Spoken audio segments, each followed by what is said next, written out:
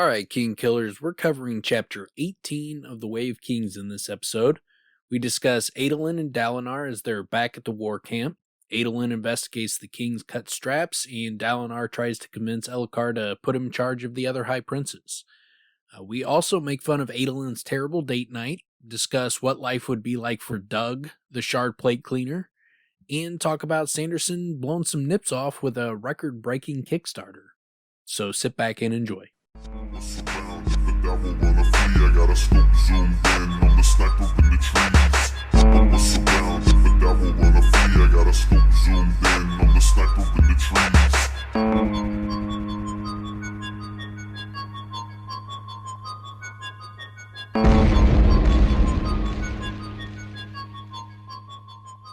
All right, welcome back to the King Killer Podcast. I'm Dan. Got with me Tim.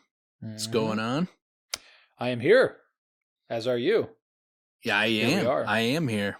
Thank you for pointing that out. Well, here we both are then. Yeah, here we both are. Yeah. That was really good.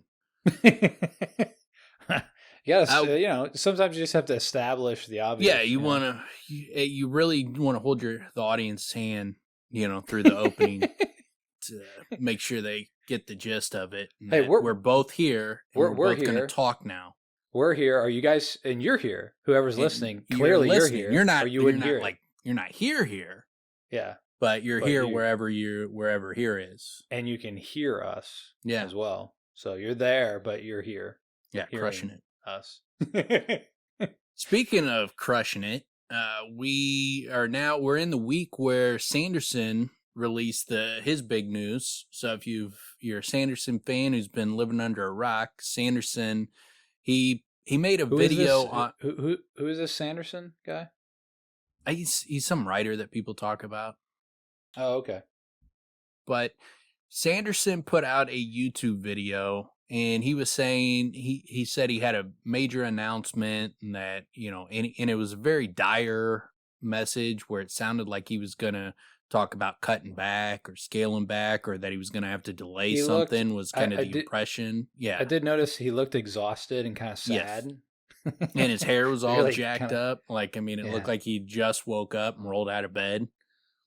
And it was like just a short 60-second video. And so, it sounded like he was going to maybe delay like Stormlight or something like that, or the seventh medal, or not the seventh medal, the lost medal. But then he released the video the next day, and he announced that he's not cutting back. It was that during the pandemic, he wrote 4 extra novels. Or I'm sorry, he wrote 5 extra novels. One of them he's not releasing for a bit. But there's 4 of them that he's going to release once a quarter next year. So like January, April, whatever, September and November or something like that. I don't remember the days. But once a quarter, he's going to, whether it's the beginning of the quarter or the end of the quarter, I can't remember. But he's going to be releasing 4 novels. And he's got a Kickstarter going for... by the time this comes out on Thursday, it's going for the whole entire month. So you got plenty of time. If you want to get in there, you can do the Kickstarter, and he'll send you can do audiobooks, ebooks, both, one or the other, or you can do hardcovers or all 3. And then he's got like swag boxes. He's got a bunch of different rewards ranging from $40 to $600 and some dollars, depending on shipping and all that kind of stuff. But 3 of the books are going to be in the Cosmere. So 3 of them are going to be relevant to us covering Stormlight and eventually covering some of the other series in the Cosmere as well. And how much has he raised thus far? He broke the record for the amount of money raised on Kickstarter. It was over 22 million last time I checked. I don't even know what it is now. It could be over like 25 million. I have no clue. He raised 15 million in the first 24 hours. Well, and the whole point is like self-publishing, right? That's the idea with the whole Kickstarter thing anyway. Damn. Yeah, that's a lot. Yeah, that's a shot across the bow to every publisher, and Netflix and Amazon, like if the big time artists, like the guys that are getting studio deals, like we're seeing, Martin with all his Song of Ice and Fire material, all the Westeros material from HBO. Wheel of Time was successful, whether you liked it or not. It's successful on Amazon. Then the Witcher series is really big, so you're seeing a lot of these fantasy franchises blowing up for video games and all that. But now this is a new wrinkle, because like if a Sanderson or a Rothfuss or a Martin or any of these big time, Joe Abercrombie, Robin Hobb, any of the big names, the ones you know about, if they can put up Kickstarters and fund their own books to big numbers. Now Sanderson, he's got an advantage in that he is great at having a base that he communicates with, and that he's always having conversations, always giving updates. He gives a lot of looks behind the doors on his writing process and his revision process. Like with Warbreaker, he was showing him, when he was writing it, he was releasing all of the first draft, second draft, third draft. He was releasing it all online for anybody to read. So the access he gives is insane. So that's part of it. He's got an extremely loyal fan base, and one that he is very active part of the community. And he's a very upbeat guy. He's very optimistic. So he's got the right temperament, the right, personality to kind of build his own brand. And so he's been doing that. And with the Cosmere, he's got an interconnected universe that's kind of like the MCU for fantasy. So, none of these other, I don't know, maybe a Martin or a Rothfuss could raise, big money, like in the $10-20 million range for a book. Maybe, someone really big like that. But even if you can only raise, $1 million or $2 million or $3 million, like, so what? Like, do you really, and do you need a publisher at that point? And then if you can raise that kind of money, or if you can get to the 20 million for 4 books that no one knows what's in the books, the titles aren't really, he's released the title for the first book as well as synopsis and like the first couple chapters or something, maybe the first 5 chapters. But that's still, it's in rough draft form. I mean, it's only the first draft's been done. But you don't know what's in these books. You don't know what they're really about. And people are forking over, what they're going to end up 25-30 million in that range, probably. Like that's enough where, like, if he was doing Mistborn or Stormlight Archive, he could maybe raise 100 million for 10 episodes and put, 10 million an episode, do it himself.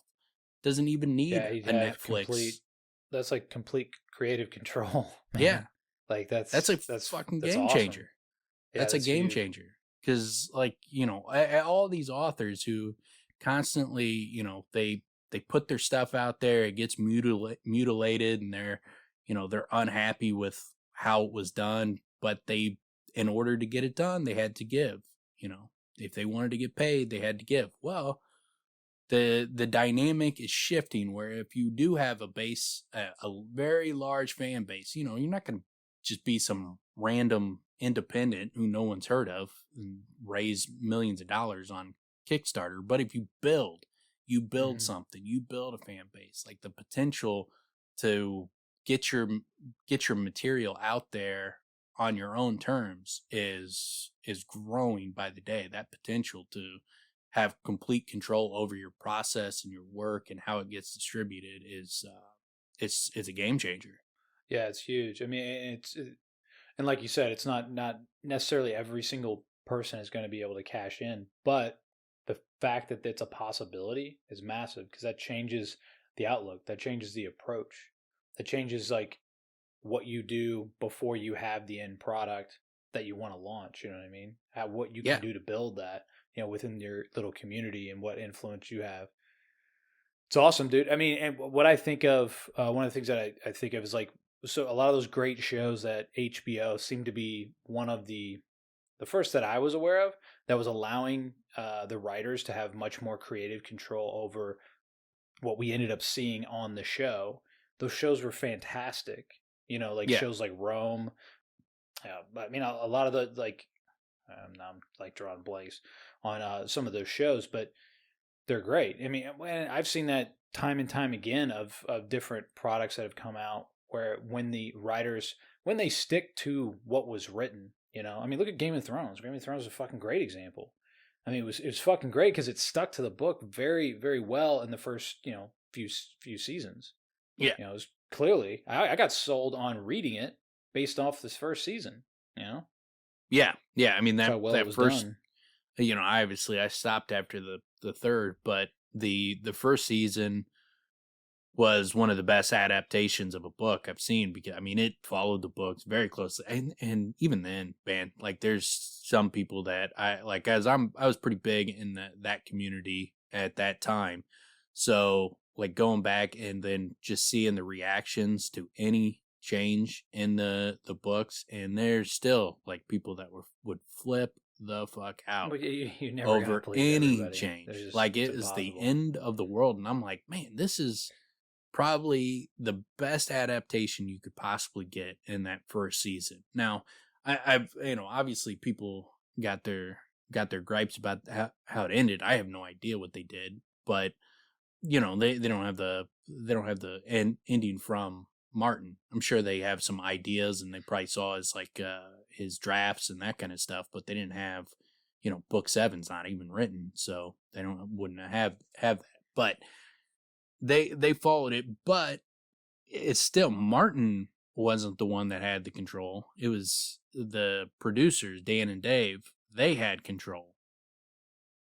Benioff and the other guy, they had control. Like Martin was, once he signed it over to them, he didn't have much control over it. He wasn't calling the shots. Not like he's sitting there saying, no, change that scene, do this, I don't like this. He could make suggestions.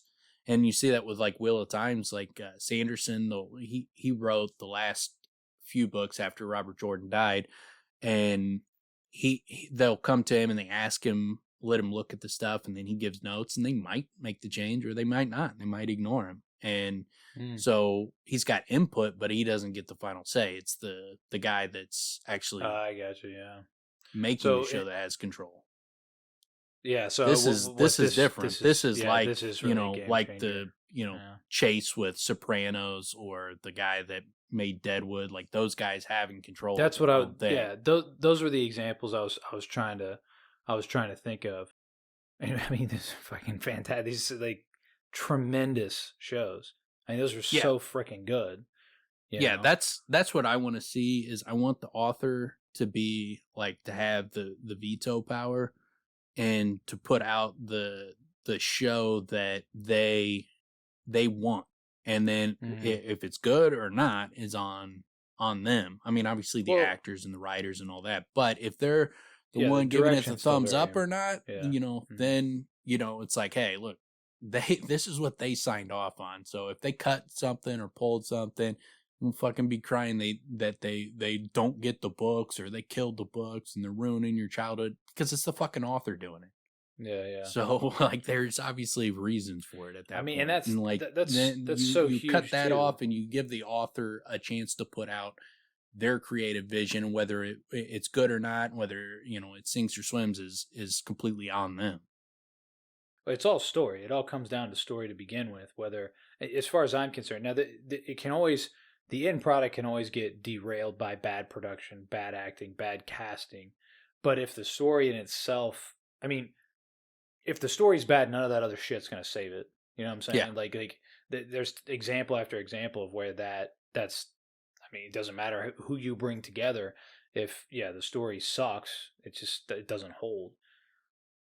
So it's phenomenal. I mean, seeing that like in lifetime happening was so great, and just seeing the numbers climbing, it's so great to see that, because it does give. I mean, and it gives authors just such a much more exciting. It makes you realize how exciting the world is to live in the creative fields, because these channels are wide open. They're just they're open to be exploited, and it's on you to be able to find a way to be able to exploit it, to benefit yourself, to benefit, what we end up with as the actual end product. Yeah, I mean, he gave a great roadmap. I mean, it obviously there's people that see that number and they get jealous or envious, and if for some reason like there are people that feel that like authors that are not as well known or not known at all will get up there and gripe about like how it's the the same guys get all the pub, and it's like, yeah, but this is his fans. This isn't like some publishing company. This is directly his fans, and you're mad at his fans for supporting him? Like, go fucking ridiculous. Go kiss his ass. Like, what are you fucking talking about? Like, this is the ultimate, a writer going directly to his fans and his fans saying, here's how much we fucking love you. And then you're going to come in there and cry that they're not giving that his fans aren't giving you their money. Like, no, shit, go fuck yourself. Build your own base. What are you talking about? And like, why cry on social media about that shit? Like, it just makes you look weak and insecure and just pathetic. Like, it's like, man, dude, I don't want to fucking read your books. I don't want to fucking give you any money. One, I don't want to support that. I hate that behavior. I hate people who can't either. If you can't be happy for someone's success for whatever reason, just shut the fuck up.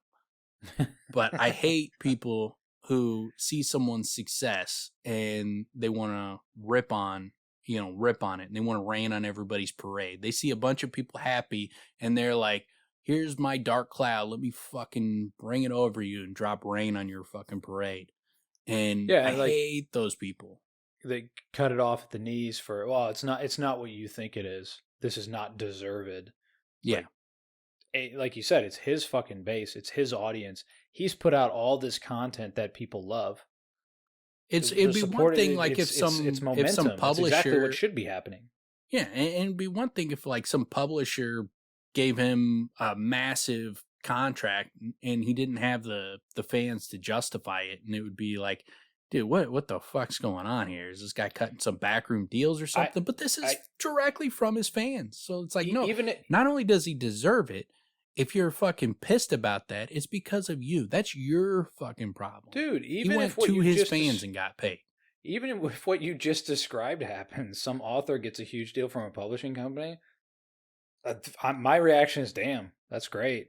How do I like? Yeah, how do I do that? I mean, like that's the reaction. But it's I mean, if you were gonna, but I could see a scenario where you'd be like, the system is rigged. Like, if there was like some nepotism or some backroom deals, and the only reason like he's getting that money is because of other things behind the scenes. It's not his writing talent or writing, but like I could see those kind of arguments being had over a scenario. I'm not saying that about Sanderson, but I'm just saying like you could see issues like that where like people get roles and producer credits and it's because of like the backroom deals and that kind of shit, where it's not about the talent and the writing ability. This is purely, it's just Sanderson's fans love him a lot and are willing to fork over a ton of money for a guy who's just a machine. I mean, the dude who he's going to put out what, like 2 full, Stormlight archives next year, which will be a 1,000+ page book stopper, door stopper. The Lost Metal, which is going to be a massive book. Or at least I can't remember how big he said, but it's going to be a thick book. And then these are all over 400 pages. That's six big ass books that he's going to put out in 1 year.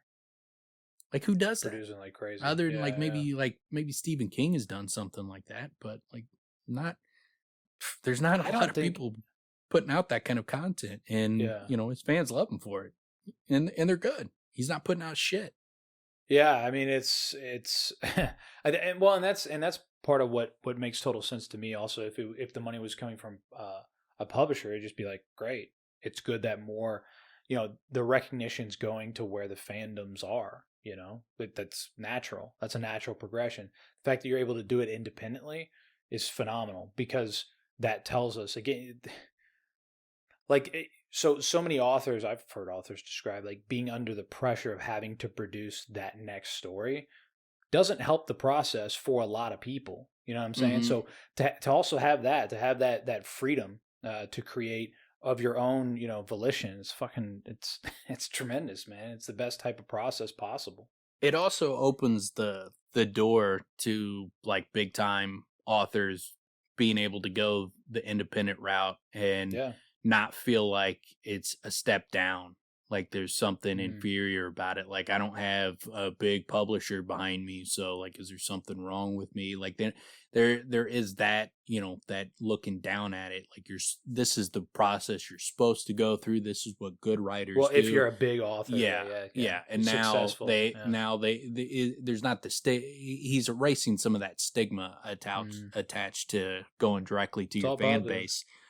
And which is a great thing, because that's one of the things I've always thought is like these big time authors need to start going directly to their fans and building their own shit, and so that when they go, if they go to Netflix or Amazon or HBO or whoever, or a movie studio, that they have all the money that they need and they can get it directly from their fans without anybody else's help, and they don't need anybody for anything, and so they have massive leverage. It's a win-win all the way around, man. Yeah. I mean, for the fans, for the author, because the author's product isn't getting bashed in by all the production and all that other BS that gets involved, all the other cooks in the kitchen type situation. Plus, the fans are getting more assurance that it's what they want it to be, right? Because if it's the author that's calling the shots, man, he created this thing, So like you said, if what ends up coming out isn't ideal, that's on the author, man. And who better to protect the legacy than the author himself or herself, what have you. I love it. The whole situation is nothing but great. Which, going back to the naysayers, like, man, you gotta work on your own life. It was so weird, man, because it was like nothing but positivity the first day, because it was all his fans were the ones reacting to the news, and then it was the news spread to everybody, and it was went outside the bubble, and then once it got outside the bubble, then it was like, hey, why is that guy successful and I'm not? It's like, oh, I got pages of reasons. Go, yeah. And if the day you work as hard as Sanderson is going to be the first day you've ever done that in your life, because the guy is a fucking machine, and there's nobody that he's on that outside tier of people with massive work ethics, like a Michael Jordan or LeBron or any of these guys that are just like single-minded focus, that it's just no one's built like that. I mean, it's such a rare exception that anyone is like that. It just happens he's that guy in writing in the fantasy world. In this field, he's just producing like crazy. Yeah, you mentioned Stephen King earlier. He'd be an example that people would point out, from horror, the last few generations. I mean, that just consistently putting out, and just so many different things, and not just horror. I mean, Shawshank Redemption is not horror, but just an insane amount of productivity, which is again fucking great, man, because they're great stories and they're creating writers out of people that are moved by what they're reading, It's absolutely tremendous news for people who are fans of Sanderson, but I mean, it's tremendous news for people who are fans of Rothfuss, who are fans of authors, who are fans of television shows, who are fans of anything creative, frankly, music. I mean, that's one field that it's obviously been changing in huge ways since people can download and stream music, but live shows, touring, I mean, that still exists, but then it's also, merch, that's always been a thing, but getting closer access to the artist getting closer access to their fans themselves. That's what everybody wants. That's what the artist wants. That's what the fan wants. Yeah. Right? So that getting that closer access, that more direct access, I'm happy to buy the albums of people I like, of bands I like. I'm happy to, make sure, have some assurance that the money's going directly to them. So to feel that way is great. It's great for the fans, man. Yeah, so I mean, it was a surprise. Like I thought he was going to have a delay or something. That's the impression I got from the video. I did not expect he was going to say, I wrote 5 extra books and 4 of them are coming out next year. That's not the news I was expecting. I was like, holy shit. And I'm not going to tell people what it's, I know what the first one's about. I'm not going to talk about it on here in case there's people that want to go in completely, oblivious to it. They just want to buy the books and be surprised each month when it comes in. So I won't spoil it for them, but you can find that stuff out online. You can go directly to it. It's on his website. So you can go on his website and find that information. Pretty great he delivered it the way he did. Right? Yeah. The little fake, the little 1-2 on people. Yeah, he got a lot of people, man. There was a lot of people that thought something really bad was happening. Like, is he okay? Is his health bad? I was like, I don't think it's that. Like, it sounded like he mentioned like it had to do with his career, not like his, personal life. So like it, but yeah, he gave everybody a head fake. I mean, there is a lot of people wishing him, giving him well wishes and hoping like this dude isn't dying or something. Like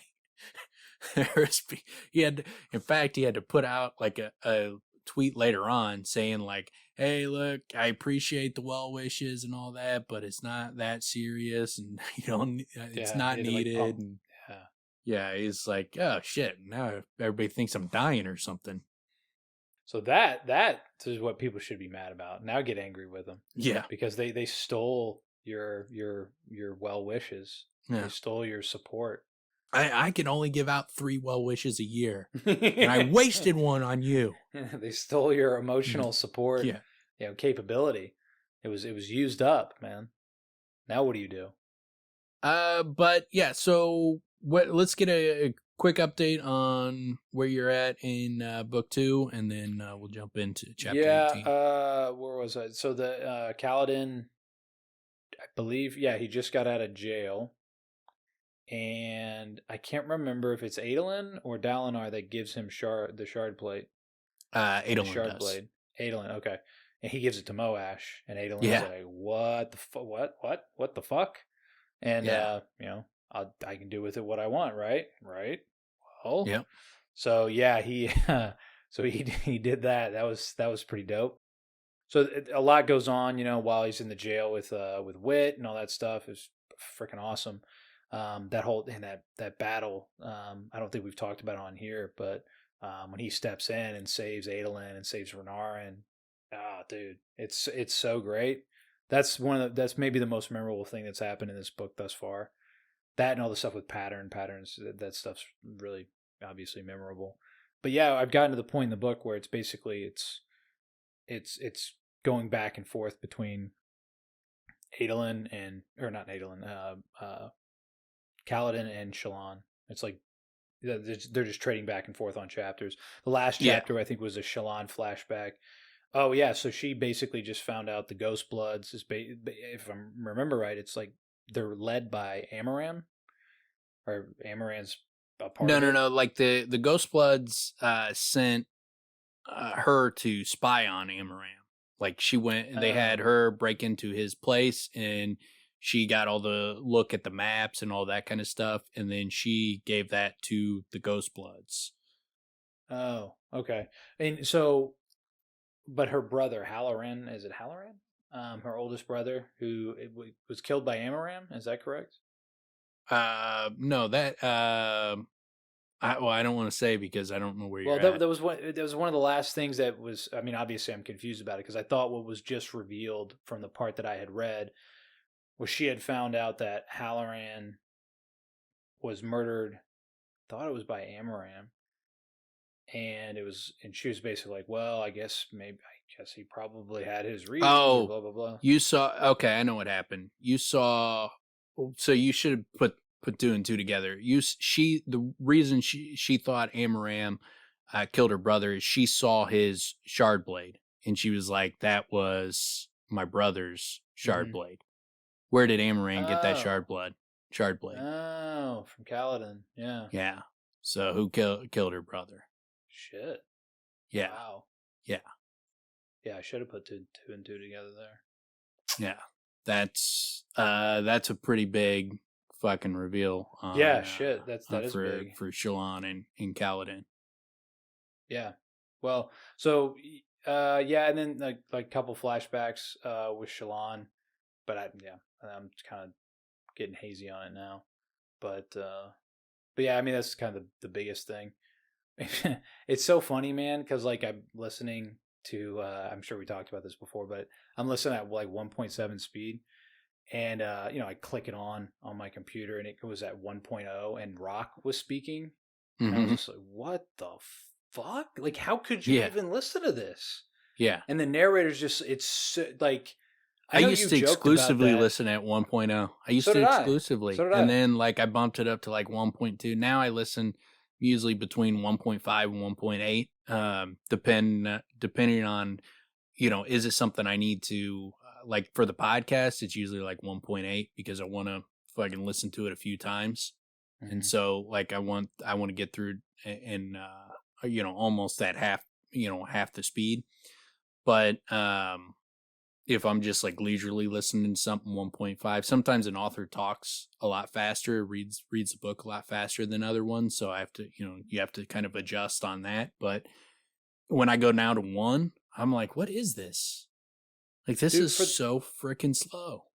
For the longest time, I was very resistant to speeding up because I'm like, no, man, this is like the way it's intended. Like when I read a book, it's the way it's supposed to be. The way the book is intended to be, digested. So I like believe in like that original sort of form. But with things like this, just for the practicality purpose of trying to get through as much as I can, it's just practical. But yeah, you really get to the point where it's like at 1.0, especially on this, it's like they're on drugs, dude. It's like, why is everybody like, tripping on some downers or something? It sounds so freaking slow. So yeah, I'd say, I guess the ear gets trained as well. But yeah, it was kind of funny. That came up today. But the other big scene we should bring up, because you obviously got past that, is Kaladin, when Dalinar sees Adolin in the pit, the fighting pits, and he's surrounded by 3 guys and his brothers, pinned down by another guy. I think it's more. I think it's like 4 or 5.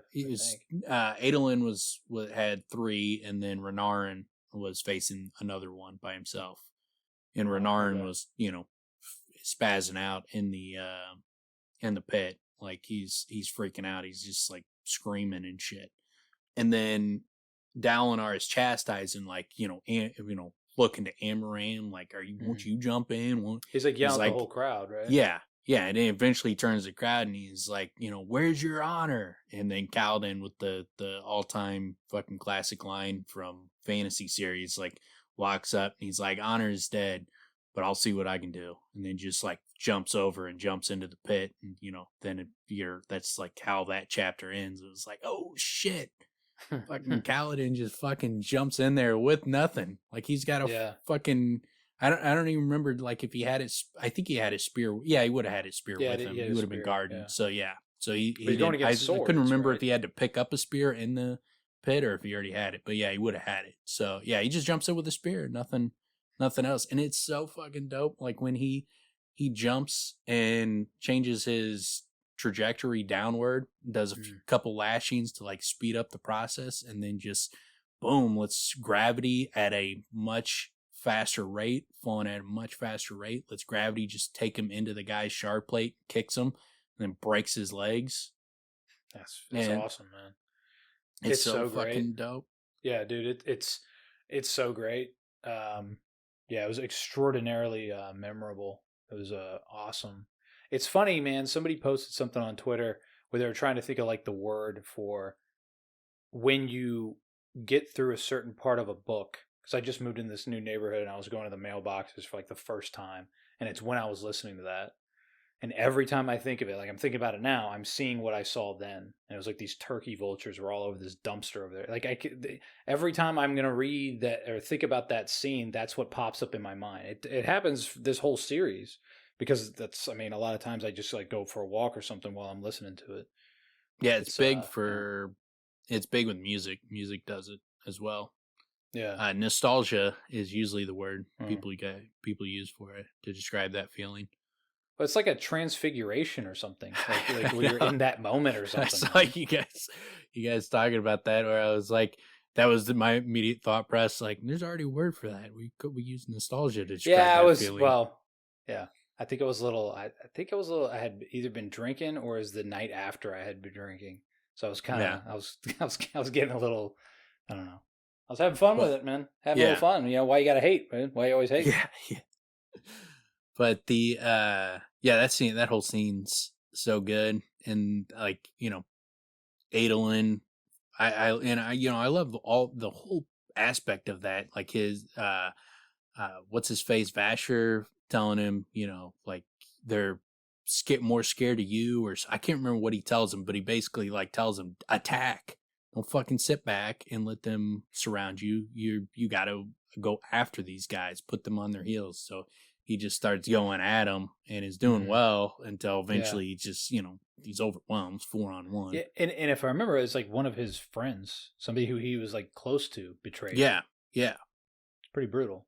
Yeah, but the fights in the fights in the pits and that kind of part of book 2 is a great part for Adolin, in that it shows you that he's a legit fucking badass fighter. Yeah. He's not just Dalinar's son that's a good fighter. Like, he's elite, top of the line. These all of the ones where it's like the crowd doesn't like it because of this, but he's winning because of this and keeps it close, but it still wins. All of those done the right way would place extraordinarily well on a television show or a movie. Oh yeah, I mean, and then Kaladin ending it with blowing up the plan because he can't hold back from trying to get his revenge. Yeah. The dismay. It's like, for my boon, fuck you, Amaranth, get in here. Oh man, yeah, that's so great. I love they even talk that out later, where it's like, it's pretty clear, and you get it from the group that's like, why did he do this? So what are we gonna do? We have to do this. We got to put him in jail. Blah blah blah. So, but then afterwards, I think it's Adolin, or maybe Dalinar tells him directly, like, dude, why did you do that? Why did you do it like that? What's wrong with you? Like, it's pretty great. Yeah, that's the whole jail so thing classic. Is great because it spins out that whole everything that happened from that event, but then also more. So yeah, it's all really great. Book 2's been awesome so far. Yeah, sends Kaladin down a dark path, but I like the building out of Kaladin and Moash's friendship. Like that. Yeah. That's a great build that you get in the second book. Plus, we get that you do shard and shardplate. Yeah, that confirmation was given in book 2. Oh yeah, that is book 2. We've talked about it so much that I forget that it's in book 2. My instincts were correct on that one. Yeah. Yeah, the sharpening the shardplate. But yeah, I really everybody that's one of the big parts is, everybody is real big fan of the Bridge 4 and Moash, and seeing that friendship build out, and because they're so like he's so standoffish in the beginning, and then like Kaladin gives him that shard plate and like fucking blows his nips off, and yeah, it's fucking little game changer. Yeah, for sure, man. But yeah, so we'll jump into chapter 18, which is titled High Prince of War.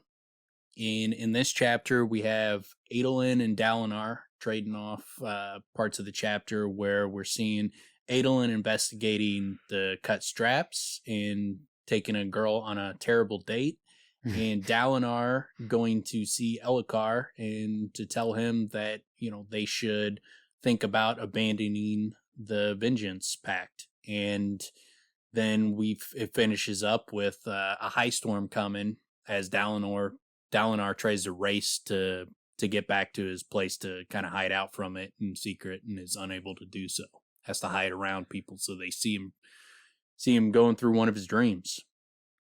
So two examples of pretty terrible tact on both their parts. Dalinar choosing to outwardly say, "Yeah, we should think about scrapping this whole thing," and Adolin taking chicks on dates where he gets a bunch of his grocery shopping done and like a lot of his daily tasks and like little meetings. Neither Adolin or Dalinar crush it in this chapter. This is not like they're not on their A game in this one.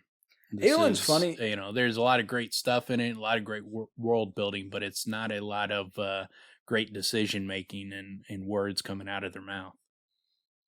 Adolin's funny though, man, because he makes fun of the whole. He kind of makes fun of the fact that this is he's not doing a good job here dating, but then he's like, oh, Renarin's gonna be right again. Like he feels bad about it. Mm-hmm. You know what I'm saying? Like that he's not doing a good job at it, but then he's just also like, well, whatever. Like he's quite flippant about the whole thing, but then seems to care at the same time. So it's kind of funny. Yeah, I mean, he's clearly not that into this girl. She's just she's just an attractive girl that she's all right. She's not bad. Seems like he's got plenty. He's got a constant flow. Yeah, he's not hurting. So suitors. He's not someone that he's Dalinar's fucking son. So he's already in one of the most powerful positions in the entire kingdom. And in his own mind, he's the best looking dude in the world. Yeah, so that helps. Yeah. His self-esteem's up there. Self-esteem, especially he's surrounded by, wrong-nosed blockheads and bulbous ass faces, baboon ass faces. Like, so he's sitting there like, man, I look fucking good. It's like, I look good. I feel good. Got fucking a great position. I'm fucking a dominant fighter. I'm just, everything I'm doing, I'm just crushing it in life. Life is fucking good. Except for his outfit. He wishes he could dress a little better. Yeah, that's the only downside. That's the thing keeping him humble. Dalinar is putting him in check on that. And you go wear your your school uniform. Blouses. His lack of silk blouses. He doesn't get to wear those. Can't wear my fucking teddies with the rest, so I look weird not wearing a teddy with the other guys. Dalinar won't let me go and have our soapy fucking sponge fights after the high storms. Yeah, I guess the two pit against one another. It gets talked about in here, but with their what is their thing? Their calling. One chooses to be, the guy that dictates that everybody wear their school uniform everywhere they go. Yeah. The other one is dueling is my whole thing. I like to fight. I want to slam a sword in some dude's face. Yeah. The other, I just want to be very serious. I want to be diligent and serious. Dalinar really went for the most serious callings and fucking system that he could possibly pick. It's like, what is going to make everybody know that I am dead serious in life? Except for he's getting sloshed at his at the at that meeting. So he had a little bit of a wild streak in him. And he's known as the Blackthorn, so he wasn't all that serious as a kid. He was a pretty beastly man. Does it get plainly stated? I don't remember if it gets plainly stated how old they are when they choose a calling. I don't remember. It seems like they're quite young, right?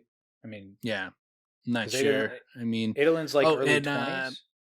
Yeah, speaking of which, like if you guys want, like we have a Discord where we talk, about the episodes and just about the series and just fantasy books in general. Like I got sections for King Killer, Stormlight, and just any other series anybody wants to talk about and just kind of general fantasy book conversations. You can join my Discord. Just hit me up on either Twitter or Instagram. There's links in our in the show notes every episode. So you can just click on that and ask me, and I'll send you a link to the Discord if you guys ever want to jump in and join the conversation. But I'm not sure on that. So if someone knows, and because I'll forget to look it up by the time we're done with this, I guess I'll edit it, so I'll remember by then. It'd be pretty funny to think. I'll look it up. Like a really young Dalinar's like, I want to be diligent. Yeah. Yeah. I want to work hard and focus. Like, I want to focus what? on my duty. Like, my duty to the kingdom is what I want to be focused in on. Like, man, you're 5 years old. Like, you sure? Like, you don't want toys or something? I think, no doubt in my mind, me and young Dalinar, not friends. We're not gonna be hanging out much. What do you want for Christmas, Dalinar? I would like a list of chores and more homework assignments. Yeah.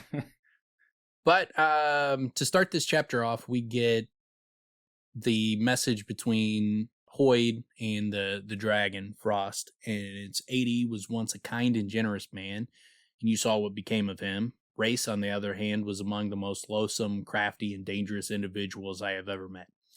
That's big-time Cosmere information that you wouldn't know unless you've read, like, 80 would be from the Mistborn series, and Race is from this series, but you don't know Race, and you don't know who 80 is, so can't really give you information on him without spoiling it, other than to say that he's like the 80 was kind and generous, and you saw what became of him. Race, on the other hand, started off as a douchebag. Like, so he's saying that, this guy, he was a kind, generous man, and he became a douchebag. This guy started as a douchebag, and, whatever, like a message of, like, the power corrupted.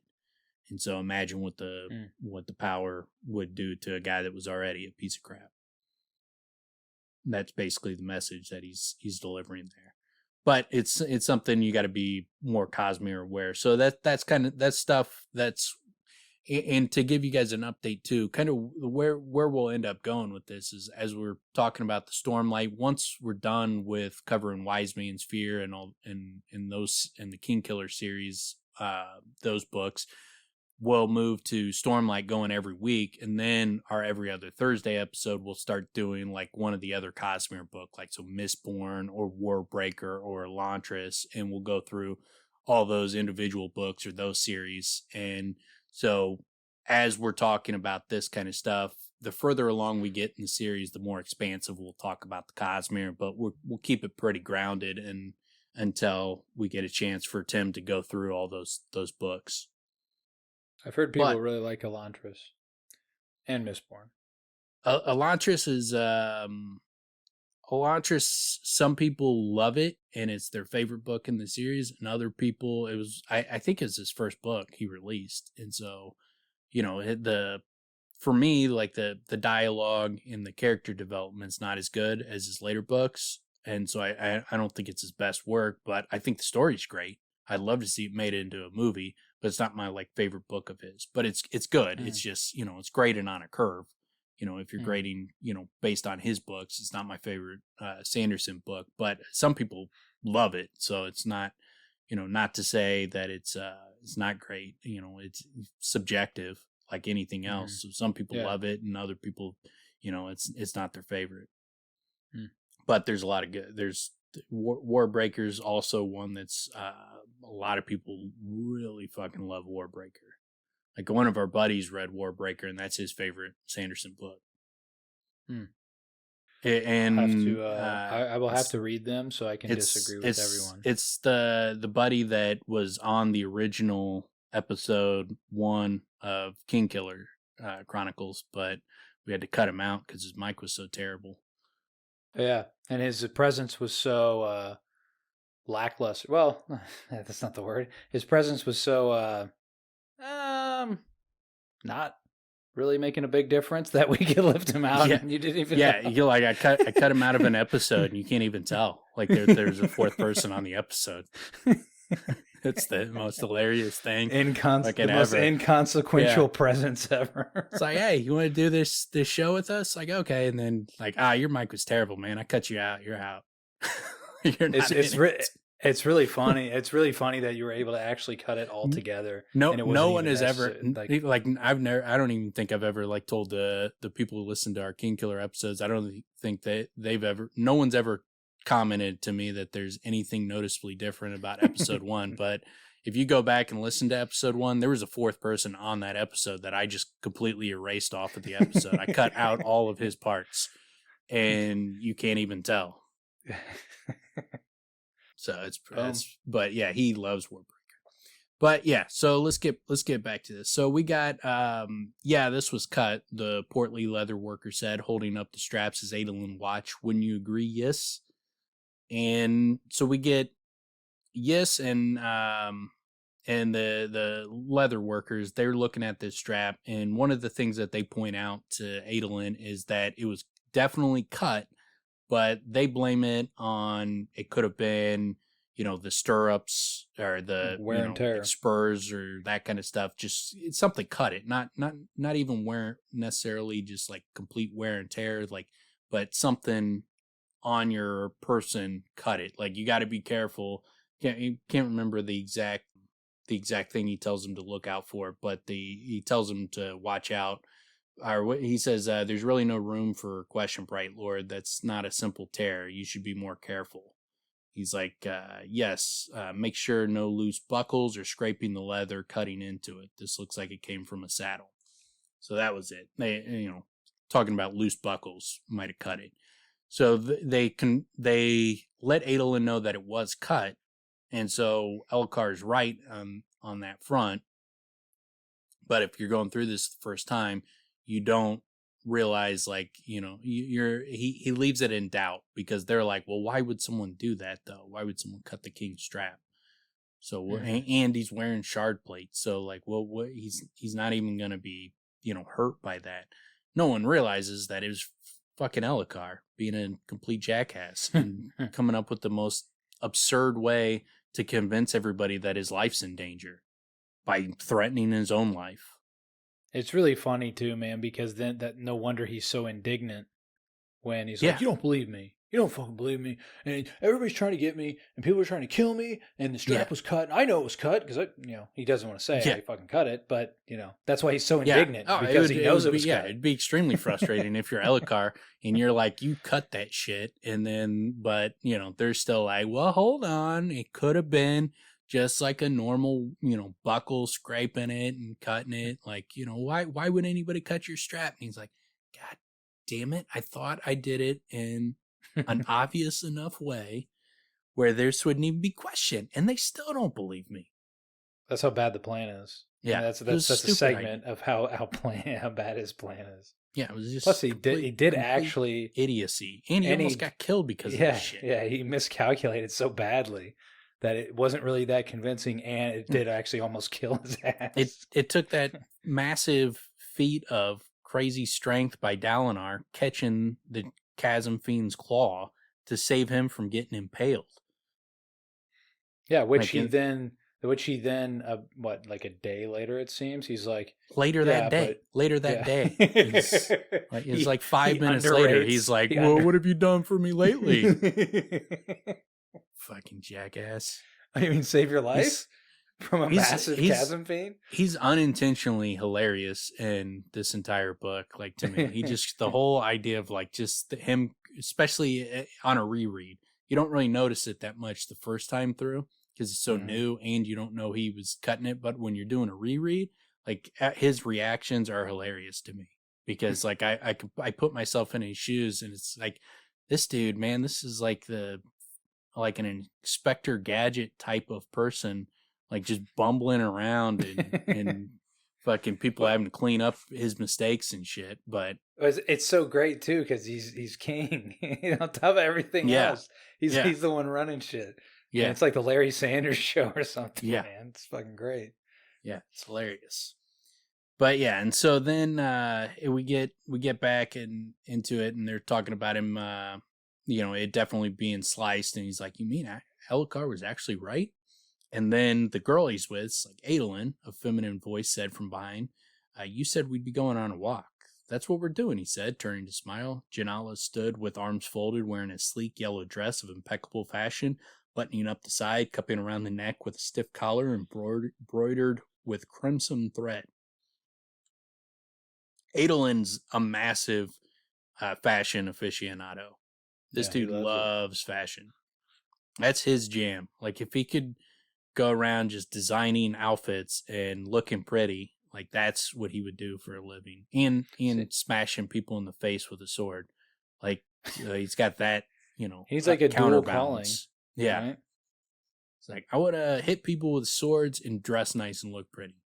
Yeah, and have teddies and embroidered doilies around my neck and skinny jeans and whatever else their fashion is these days. Teddies. You'd be designing. Oh, I didn't hear you say the teddies. Designing fancy lingerie for all of them fucking men to wear, all their silks and lace. And if Sanderson doesn't think like that's exactly where our mind would go when he's talking about like all the guys are wearing silk and lace, like there's a strip club that I grew up that was right down the fucking road called Silk and Lace. We used to call it Silk and Disgrace. Silk and Disgrace, that's right. And it was, oh man, was it the worst strip club? I mean, it was definitely the worst in our neck of town. There was the one that was just a little bit up the road that was even worse. Closed. But that didn't last. Yeah, that was definitely worse. That was like the girls that couldn't make it at Silk and Disgrace. Had to go down to Wet and Wild or whatever it was called. That was the first like strip club I went into where it was like, and then I see a girl that's like full blown pregnant, like, where she's got like a massive eighth month of pregnancy. On the stage where I'm like, what is this? With C-section scars and everything. Yeah, that was disturbing. They have like pregnant ladies stripping here. I do remember. Yeah, dude, I think that was like one of the first. You really steal the fun out of a strip club when you go in there and you make me feel sad immediately. Dude, I think it's one of the first ones I ever went in as well. It wasn't the first, but it was one of, and I'm just like, man, so this is what people, like, this is the example of, like, sad, terrible, like, bottom option for certain people. It was just, oh, man, it was terrible. It was a bad vibe. Yeah. It's the opposite of what they're trying to give you. So, yeah. Yeah. But yeah, Silk and Lace. There you go, Brandon. That's that kind of place you take a kid if you don't want him to get hooked on strip clubs. Yeah. Like, this is what they're all like. This is all of them. They all look like this. You will not find a better one than this is actually better than most of the places you're going to go. Like, really? This is what strip club, like on TV, they're so much better. Yeah, it's Hollywood, man. Well, and speaking of trying to scare someone straight, I believe it was your 21st birthday. Lying on the bathroom floor, and that place of all places, man. Oh, that was at the other one. Like I think it was Wet and Wild is the name of the other one. Blackout drunk. The last thing I remember is like sitting down and someone putting a 4 Horsemen shot in front of me, and I take it, and I was like, as soon as he handed it to me, I passed a pint of, started off my night by going and getting pitchers of beer, then get back to the house for a little while. And me and a dude passed a pint of, what's that black licorice? Not Zambuca, but the other one. Jägermeister. Jägermeister, yeah. We did a pint of Jägermeister and knocked it back and just killed it. And then went and, we're drinking beer, get to a bar, do shots, go to the strip club, and then someone's like, here's a 4 Horsemen. I'm like, you're an asshole. Yeah, I was like, dude, I'm obliterated already. I'm already obliterated. Why would you give me this shot? I was like, this is going to end my night. So I take it, and it was like, yeah. And then it was like, that was the only time in my life where, like, I've remember blacking out, where it was like everything just kind of faded away from me. And then next thing I know, I'm waking up at home, hours later in the morning, and actually didn't feel, as bad as I expected. I thought I was going to feel horrible, but apparently I drank so much so quick, and I threw it up all out of my system at that place. Yeah, it was so gross. It was funny because it was so gross. So there was that going on, but yeah, that was brutal. If I would have got like an crabs on my face or something, I would have never forgiven you guys. That was just gross. I mean, the type of thing that would gross you out if you're sober. But Yeah. you know, that type of drunk, it's like, dude, yeah, you were Yeah. basically like that newborn baby drunk where it's like, there's nothing. I mean, just to make sure this dude doesn't get killed. Yeah. Like someone had to carry me into the house. I was that, that hammered. And he was like, I had to set you down like halfway because you couldn't even make it into the house because you had to puke like out from the car to the house, like 30 steps. You could only make it 15. So yeah, it was a rough night. It was fun. It ended. At least the good thing is, like, I remember all the fun parts. It's the end I don't remember, and apparently that was the bad time. Yeah, that was the bad. Of course, it wouldn't have it worked out well. I don't think you would have voluntarily put your face in the bathroom, or, in the toilets in that bathroom if it wasn't absolutely necessary. No. But yeah, and then I don't know how we got all the way into that story. Soaking lace. Soaking lace. Yep. But yeah, and then so he goes. I'd imagine, she said, that a walk would involve more walking. He said, yes, we'll be getting right to that soon. It'll be grand. Lots of prancing, sauntering, and promenading. Yes, the leather worker offered. Is that a type of drink? Adolin asked. No, Bright Lord. I'm fairly certain it's another word for walking. Well then, Adolin said, we'll do plenty of it too. Promenading. I always love a good promenading. He's just killing it on this date. He takes a girl with him to work while he's doing like an investigation where he can't even like include her in it because it's like an investigation that he needs to keep hush hush. He's not like, this isn't something he wants to have, just out in the open where everybody's talking about it. So he can't even really like include her in it. And then he's not asking her for help. And then when she's like, dude, I thought we were going to go for a walk. So it's like, you sold it. You didn't even tell her you were taking her to work with you. You're like, hey, let's go take a walk. Oh, by the way, we're going to walk to work. And well, and then when she's like, I thought we were going to walk. Oh, not only are we going to walk, we're going to do the most grandiose of walks. We're going to saunter. He's like and sarcastically dismissing her after he's already done this douchey move of bringing her to work with him under false pretenses. Yeah. And then he's like sarcastically, man, like that. If you ever dated a woman like that, I'll tell you right off, you should have learned this just by being a human being. But when you do something that has like already set her on edge where she's annoyed, don't go the sarcastic, dismissive route unless you want to push her over the edge into full-blown "I fucking hate you" mode. Yeah, he's doing that in a very effective manner. I would say, because she's not gonna find that funny. She's not gonna be like, ha ha ha ha. Now I am enjoying going to work with you. Yeah, even if this is just like a friend of yours, it'd be like, dude, fuck you, man. Like, what's wrong with you? Yeah. Like, you're inconveniencing you just brought me to work now. Yeah. Like, and then now you're being a dick about it on top of everything else? Just being some smart ass. Not the time to be a smart ass. On the worst date ever. Yeah. But yeah, and then so they let him know it was cut. And then after Adolin kind of, asked, was it cut on purpose? And they tell him, it likely could have been an accident. And then you hear the Janala's assistant, or whatever you would call her, Falksy, muttering under her breath in an accented voice about the lack of a proper palanquin for her mistress. Janala didn't seem to mind. She breathed deeply of the open air and clung to his arm. She was quite beautiful, even if she did like to talk about herself. I love that line. But then he pulls it back with the talkativeness was normally an attribute he was fond of in a woman, which is good for Shallan. Well, he also likes Shallan is a rambler. Yes, but I was going to say, he's pretty big on talking about himself, right? Oh, yeah. So he could fit. He comes off very shallow in parts like this, but then once you kind of get to know him, you realize like he's more oblivious to, like, he doesn't even realize, like, when he's being shallow, he doesn't even really notice it. Like, he's not doing it intentionally. He's not like super arrogant or anything like that, or so stuck up his ass as he comes off when you're first kind of getting to know him. Like, once you get to know Adolin, you're like, all right, yeah, this dude's a good fucking dude. And then he's like, well, who can fucking hate Adolin after you get through a couple books with him?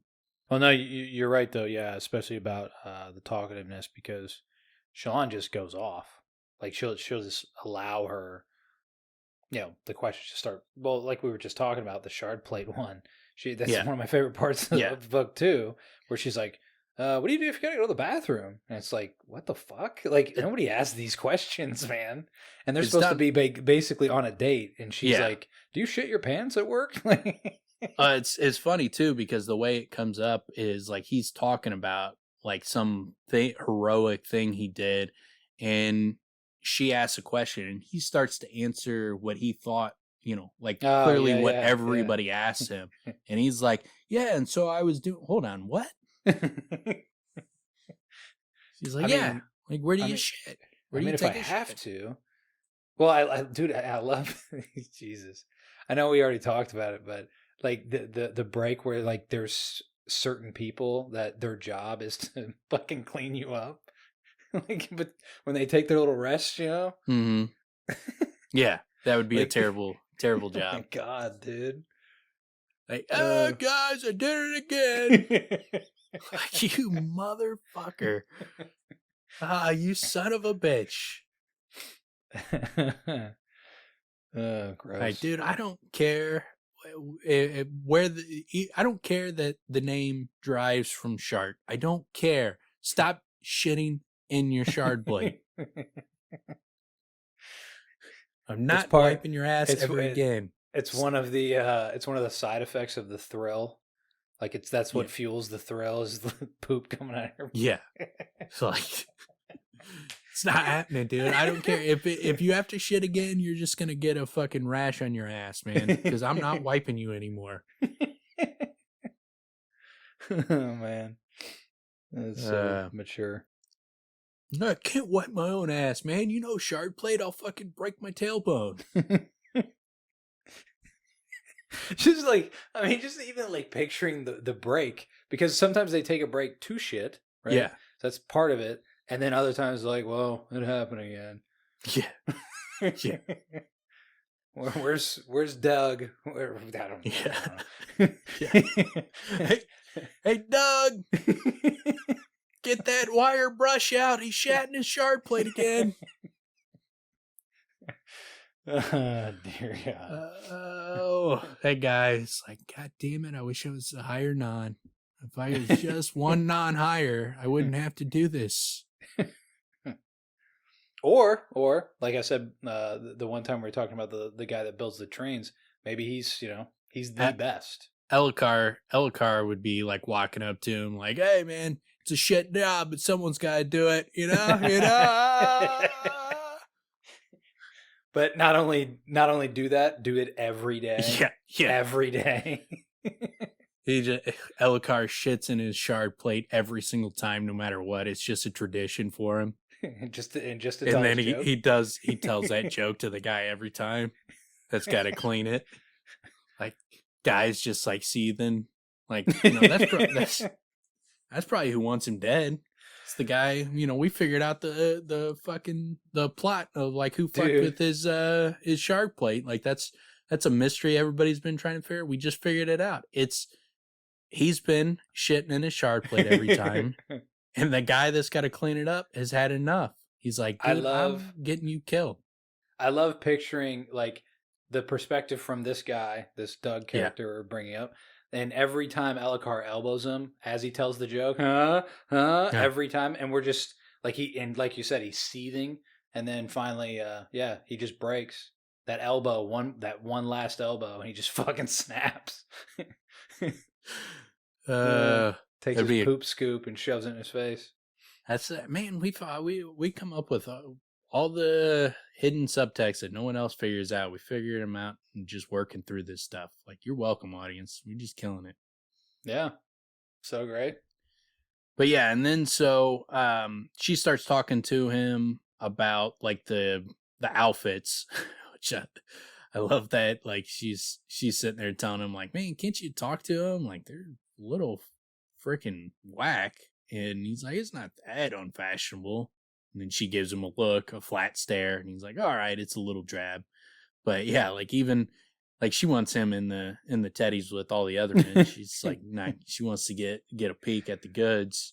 But I love that how much of the focus is on Dalinar's draconian fashion sense and how big a part that plays in this warlike society, because it's so out of place for just this warrior society where these guys live to fight and competitions, you know, the fucking big thing for them, like these big fucking alpha men, and then they're all about like the fucking fashion, the latest fashion, silk and lace, and like getting all fancied up and dressing goofy and shit.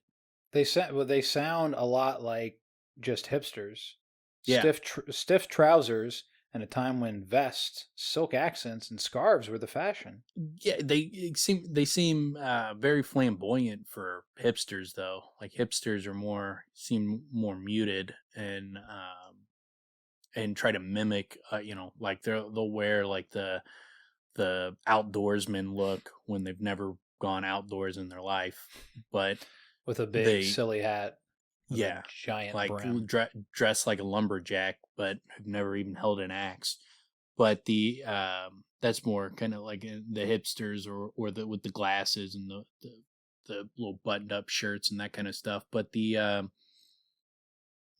guys dress pretty flamboyant, like so. It reminds me of Hunger Games in the city, the city they go to with that real flamboyant style. Yeah, a silk accent. You ever wear any silk accents? Yeah. I don't know when the last time I wore anything that was silk. Like it's not like something that I remember.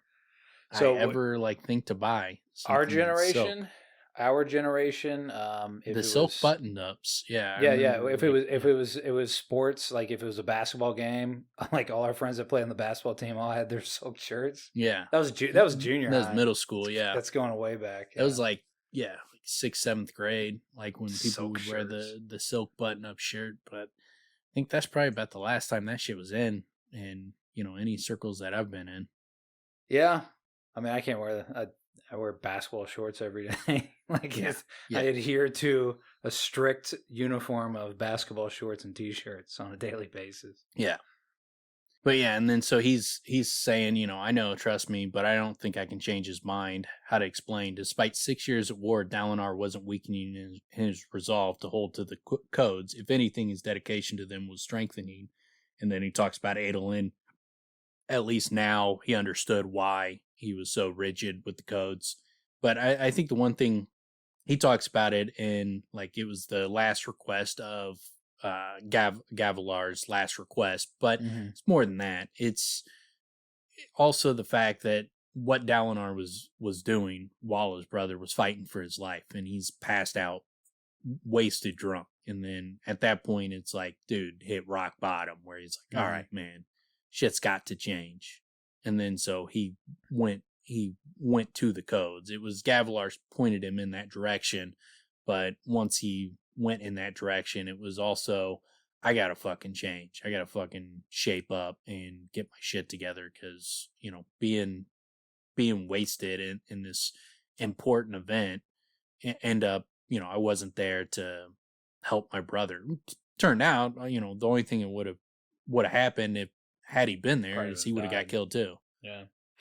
The interesting thing about that, though, also to me, is that people talk about Gavilar at the end in the book that he turned him on to and all that as like a sign of a madman, a sign of a guy that was unraveling, you know, and he's going down the same path, and he looks as if he's unraveling, and he like feels as if he's unraveling because, you know, he's not really understanding what he's facing. But yeah, that makes total sense. From the reader's perspective, not being in their society, I'm like, everything Dalinar is proposing, like, they're all like perfectly logical, smart moves. Like being cautious, protect your back, watch, you know, be ever vigilant, you know, for attack. We're in a war, so being ever vigilant makes sense. Don't fight duels because you don't want to hurt someone who might be needed in a fight. We're in a war. Don't get drunk. Like, we're in a war. Like, all these kind of things keep going back to, we're fighting a war. What do you guys think we're doing here? And there's the big play in this chapter. We'll get with Dalinar is like he's talking about like everybody's getting way too comfortable here. They're starting to settle into society. Like they're just building their own, just a new kingdom here, and it's getting way too comfortable, and we're not fighting a war anymore. And so like he's preparing like they're in a war, and nobody else is anymore. It's interesting when you talk about it from that perspective as well. As someone reading the book, you not only do you see all his approaches as being completely logical, you're not living in the world, so it's also like, yeah, do what it takes to succeed. Yeah. Why veer from that path? Well, when you're living in our world, you get tired, and you know, sometimes you want to eat Wendy's, and it's like, there's plenty of reasons to not make the smartest move. You mean because you should eat? You should be eating like Taco Bell and mixing it up. Yeah, I keep forgetting you adhere to the Taco Bell diet. 24/7. I keep forgetting about that. They got everything. You've had everything on their menu too, so. I haven't even done that. That's definitely not the case. That's what you said. So you're an admitted liar. No, you're an admitted liar, fabricator of information. When I said that was back. I was talking about back when I knew cinnamon twist and fucking tacos and shit. Yeah, they've created so many things that I don't. I think Crunchwrap Supreme, when that first came out, was around the time I stopped eating at Taco Bell. So whatever they've done since then, I haven't had. I've never had a chalupa. You've had like the entire 1997 Taco Bell menu. And earlier, yeah. Taco Bell used to be the joint when you could go there and get like soft tacos for like 49 cents.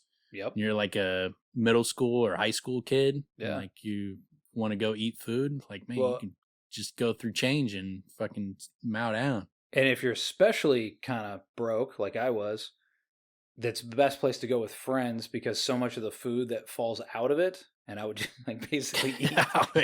That's how fucking broke I was. It's like, Mom, can't you give me $2 so I don't have to fucking be eating the Taco Bell leavings? Well, the funny thing is, I mean, I had money, but I was spending it on stuff I shouldn't be spending it on. So I was eating people's leavings off their tacos, so I could fucking smoke fucking bad weed and shit. Oh man.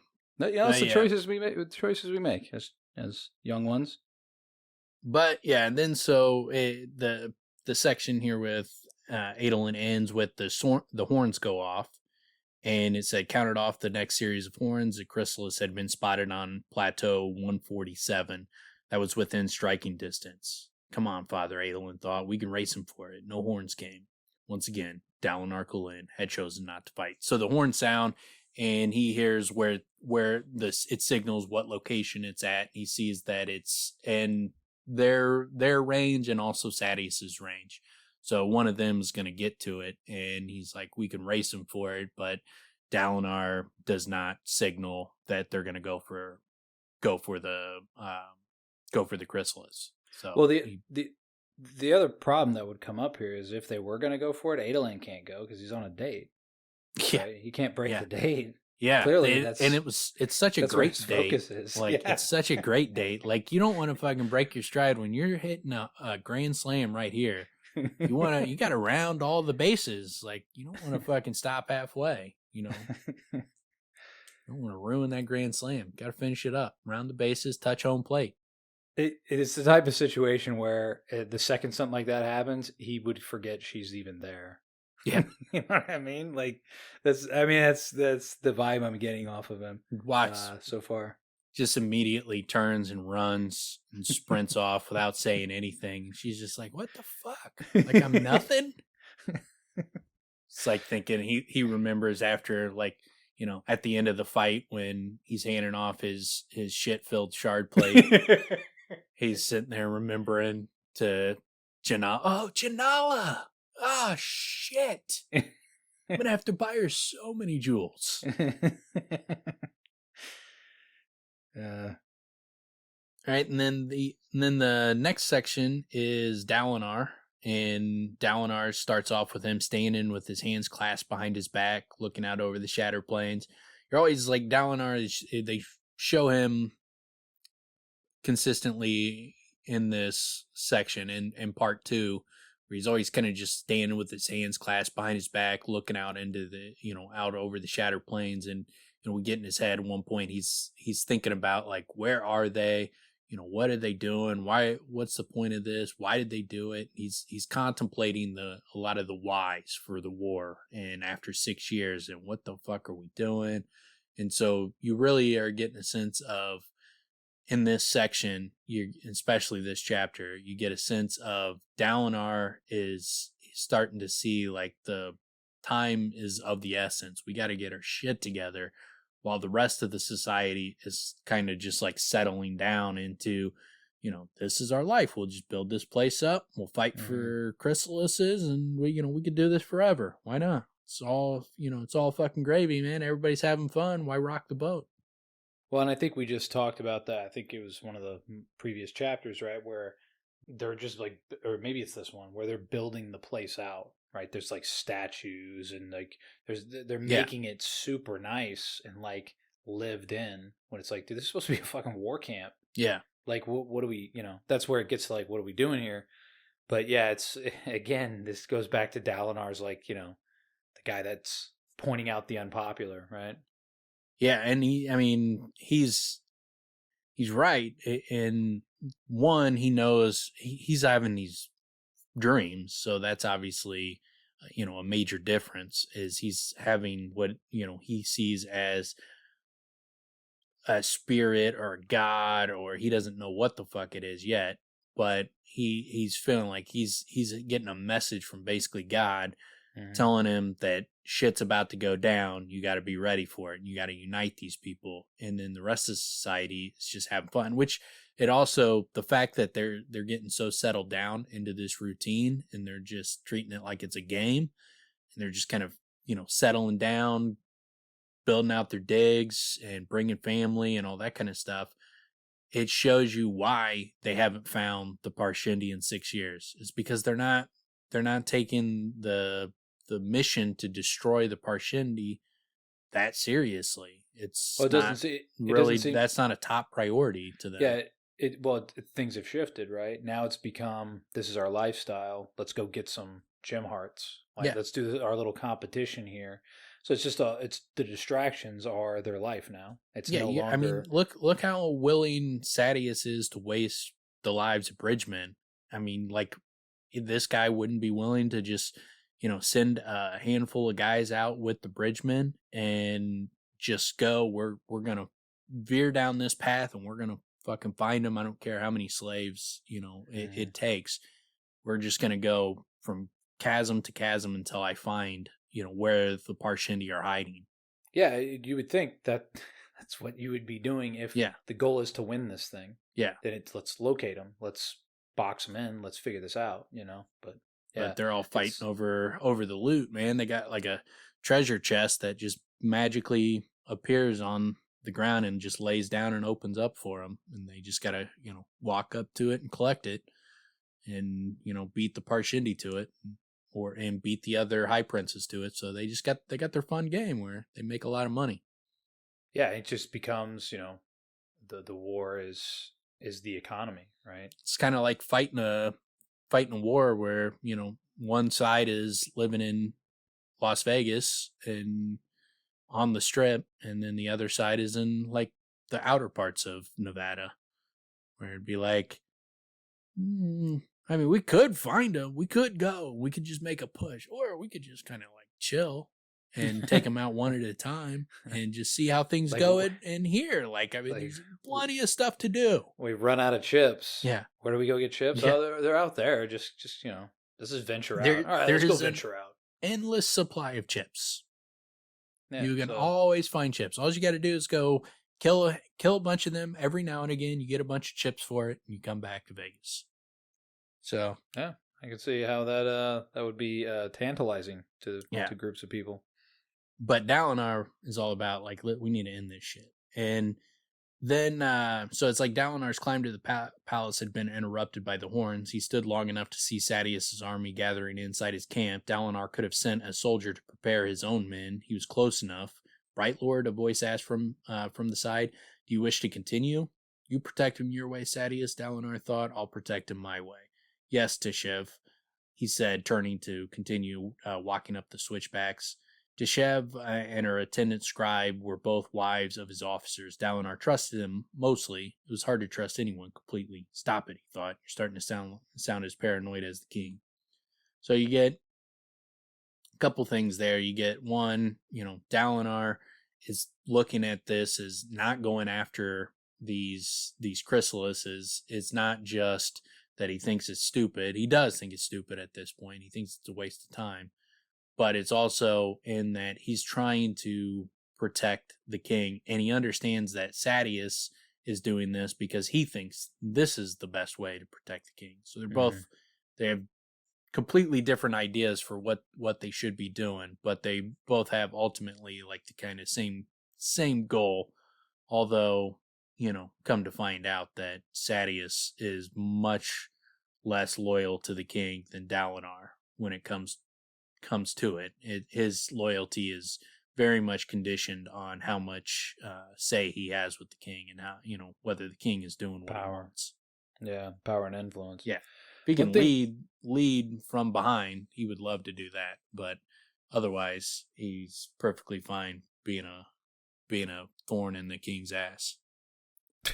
Thorn in his ass, not in his side? Yeah. One thing I do think is worth pointing out, and a lot of people probably know this, but it kind of sticks out to me as something that it's important, is that when those horns blow, when Dalinar's horn does not, it shows everyone that he stands down. Yeah. So it shows everyone the movement in the direction and why the perspective towards him is consistently moving in this direction of somebody who's, they would look at him as somewhat cowardly or lazy. I don't know, however you want, they want to spin it, right? He's not doing what would be expected, which is get out there, man, fight the fight. He doesn't see it as a fight. He sees it as a waste of resource, waste of time, right? And not the way to protect the king. While Sadeas, he's out there fucking winning gem hearts, right? Yeah. And then the next aspect of it, he's like, some of his high officers hinted to him that he should marry again, if only to have a woman who could be his primary scribe.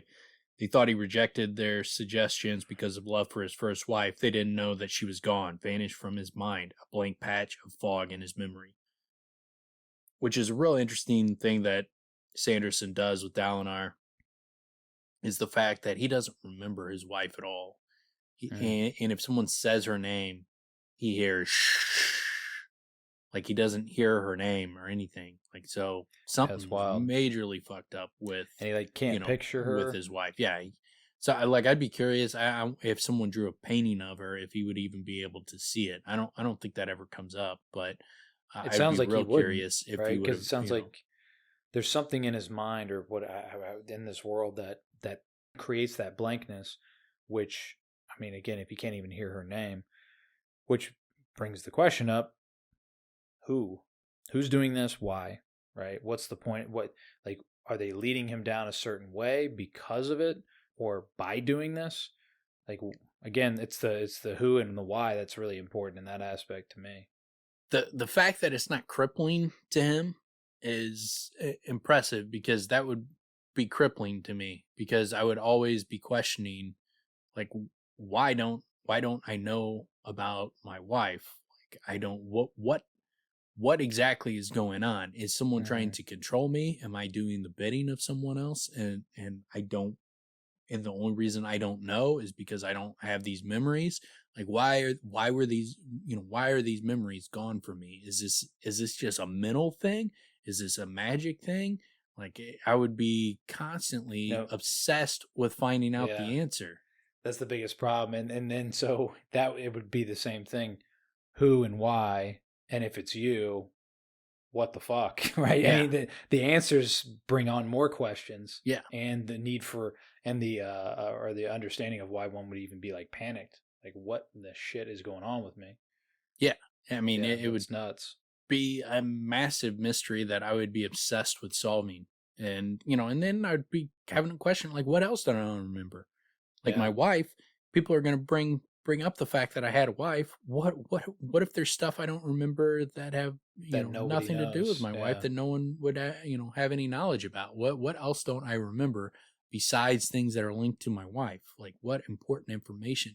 And is that the reason, my wife is gone from my memory? Like, is it like, does it have to do with, Gavilar? Does it have to do with the assassin? Like, does it have to do with the war? And did someone put me in a position where the reason Gavilar died is my fault and I just don't remember? Like, I'd be questioning everything that has ever happened in my life bad. I would be questioning whether it's a result of the memories being taken and what else bad has happened that I don't remember.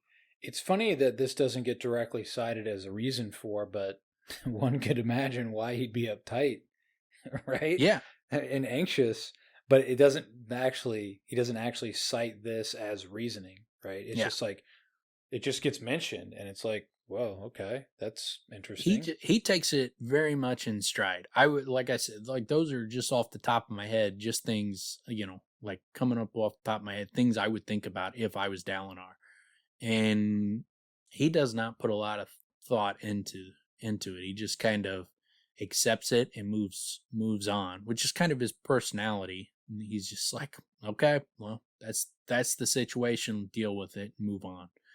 And so it's impressive that he's able to function with this massive hole in his memory that is not normal. That's always kind of funny to me, is what do you do? Yeah. I don't have that I don't have that personality, man. It's like, huh? Wait, what? And then I'd be obsessed with figuring out who, what, when, where, why, how, what to do, what can I do? How do I, it would be an obsession. I wouldn't move on.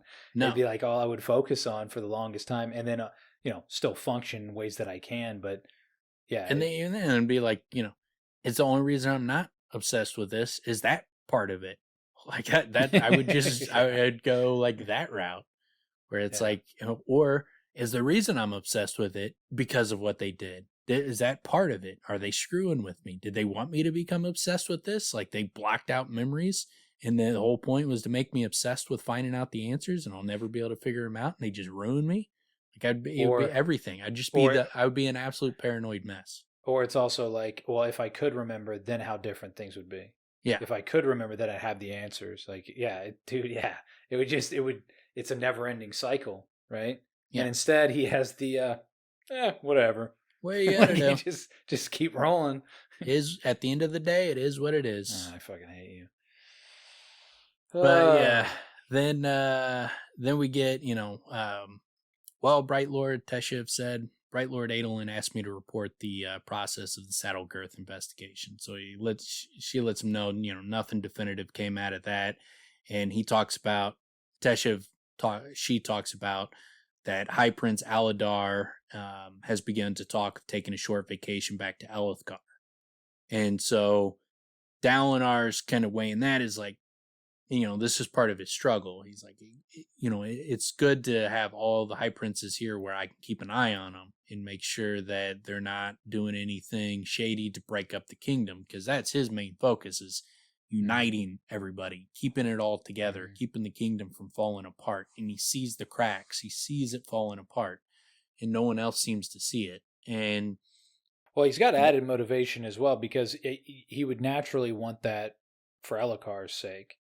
But then on top of it, he's got this voice in his head saying, unite them. So on top of all of it, it's like he's got all these other motivating factors that trying to push in that direction.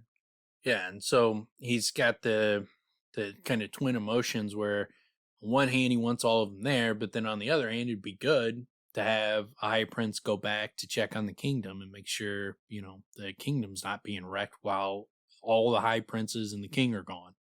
Mm-hmm. And most of the powerful people in that kingdom are on the Shattered Plains. And so you got your kingdom, almost been abandoned for 6 years. So that would be something he would want to check on, but, he would want it's someone that he can trust. But then he can't trust any of these guys. So it's like he's in a bad spot where he doesn't really have any good friends that he can rely on. Sadeas used to be a good friend of his, but they're obviously, gone down different paths. And so who does he trust? And all these guys are, out for number one. It's like they'll be united in the kingdom as long as they think it's in their best interest, and they don't feel that they could break away without it, coming back on them. Yeah, it's some difficult political type shit he's got to deal with. And he's he's really not a great politician. He even mentions like the stability or the ability to watch over the others. Blood of my fathers, he thought, wasn't made for this politicking and scheming. It was made to wield a sword and ride down enemies. I mean, and he's right. Like, he's not terrible at it at all times. Some of the stuff he does and says, are intelligent moves. Like in the following the strict codes, and like there's a lot of good things in those regards it's not necessarily scheming, but it is good defenses against schemers. And so he's not a totally inept when it comes to politics, but he's not that great with it. Makes, like, especially here in this situation with Elhokar, he says all the wrong things. I would say in that sense, this is a good chapter in revealing his limitations, because I think he does a pretty decent job with this situation of the one you were just bringing up about the, basically some of these high princes wanting to basically cut corners, not follow the rules, so to speak, to be able to cut corners and provide for themselves. There's reasons to allow it, reasons not to allow it, and he makes a decision that I think is effective. And he does that in another case that I think we read not long ago about not letting one of the Vama. They him and Sadeas kind of position Vama where Sadeas raises the prices on the lumber, and then Dalinar is like, so you're going to be wanting to use those soulcasters, that we're the only ones that have soulcasters. Wink, wink, nudge, nudge. Yeah. Do you get what I'm telling you? It's like, yeah, dude, I get it. You're not even fucking subtle at all. So I mean, in those aspects, he's playing the political game quite well and kind of shrewdly, but doing it, I would say, in a effective way. Then you have these examples of just approaching Elhokar, and the way that he does is, it's terrible. He's too blunt is his problem. It's not necessarily that he's bad about politicking. He's bad about he doesn't phrasing things in a delicate manner. He seems like he's kind of brute force type dude, right? He's not real good with nuance and careful measures. Yeah, I would be fine with the guy. Like, you'd be like, yeah, I know where I stand with him at all. Yeah, I prefer that as well. Clear. Yeah. But if you're dealing with politicians and those kind of types, it's dude, that's part of their life is being duplicitous, and that's what sucks about it. That's what sucks about it so bad. That's why politicians are fucking, like, so many are scumbags and like lawyers and things like that, because that's what they live in. It's like all about that glad handing, fucking making people feel a certain way type shit. That's a lot of underhandedness. And you don't want those people in your circle. You don't want to like deal with those people, but that's like what the job calls for. All the lawyers, and our friend that's a lawyer, they're all listening like, hey, what did I do? Fuck you, Tim. I don't like fucking podcasts. I don't want a podcaster in my group. Fucking douchebag. Yeah, I would imagine lawyers get where all those fucking jokes come from, right? It's a lot of that. I mean, and I guess, in so many ways the job calls for it, which, man, I could never do. And I'm not saying necessarily lawyering, but definitely politicking, man. The machinations of like having to be like a lobbyist or some shit like that, man. it's not in me. Yeah, and so he talks about how Thanadal, Hatham, and Vama were all they had gotten behind on their payments to the king, and only him and Sadeas were paid ahead on what was owed for using the soulcasters. And what was it? They're well behind in their payments, other than yourself, only high percent. Whatever they have to pay for, whether it's just like a tax or it's the soulcasters or whatever. I can't remember off the top of my head what the payment was for. Yeah. But regardless, they were behind on their payments. And so people are getting comfortable, they're starting to settle in, and then they're starting to think, do I really want to be a high prince? Like, wouldn't it better to be a king? You're getting that sense that they're starting to think like, why are we united, when I'd rather focus in on myself? Why am I working for the king when I could work for myself? And so they're all thinking about, ditching their publisher and going the Kickstarter route. Yeah, I mean, and that would be inevitable, right? And it brings up the very clear position of what has to be dealt with, where when you have a new king for a kingdom, it's that delicate balance of creating that feeling that we're all in this together, right? This is our thing, and we're all equal. I mean, equal might not be the right word, but we're all partners in this, right? We're all for the greater good type situation. If you don't have a bunch of people believing that shit, then then you're going to have a problem where the boat gets rocked and you're having trouble holding it together. Especially with these little situations, because if someone feels like they're getting screwed, or it's just not as good a situation as they can make for themselves, what's the cohesive? What's holding this all together, right? What's demanding their loyalty or convincing them to give it?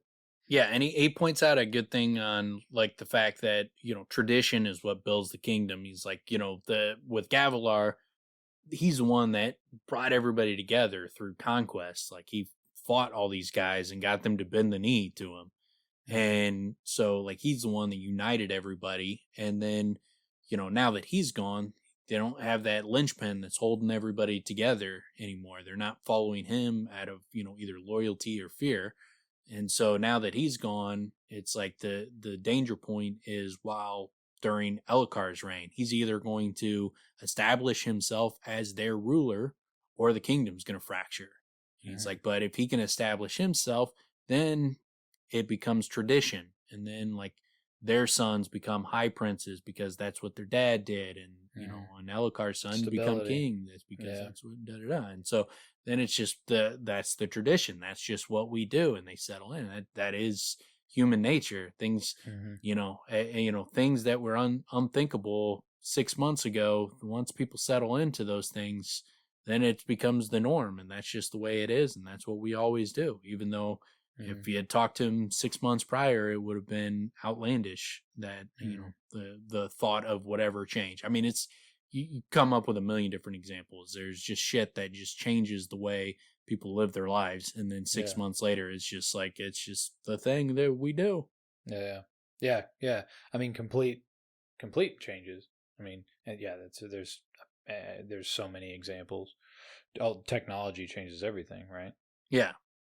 So. I mean, it happens all the time in good ways and in bad ways. But and then so they go, he goes, tell your husband I give him command of the 4th Battalion. I want the two of you to work out a better pattern of patrol in the unclaimed hills. So long as the Alethi monarchy has a presence here, I do not want a land of lawlessness. Yes, Bright Lord, Teshiv said, sounding hesitant. You realize that means you've committed 2 entire battalions for patrolling.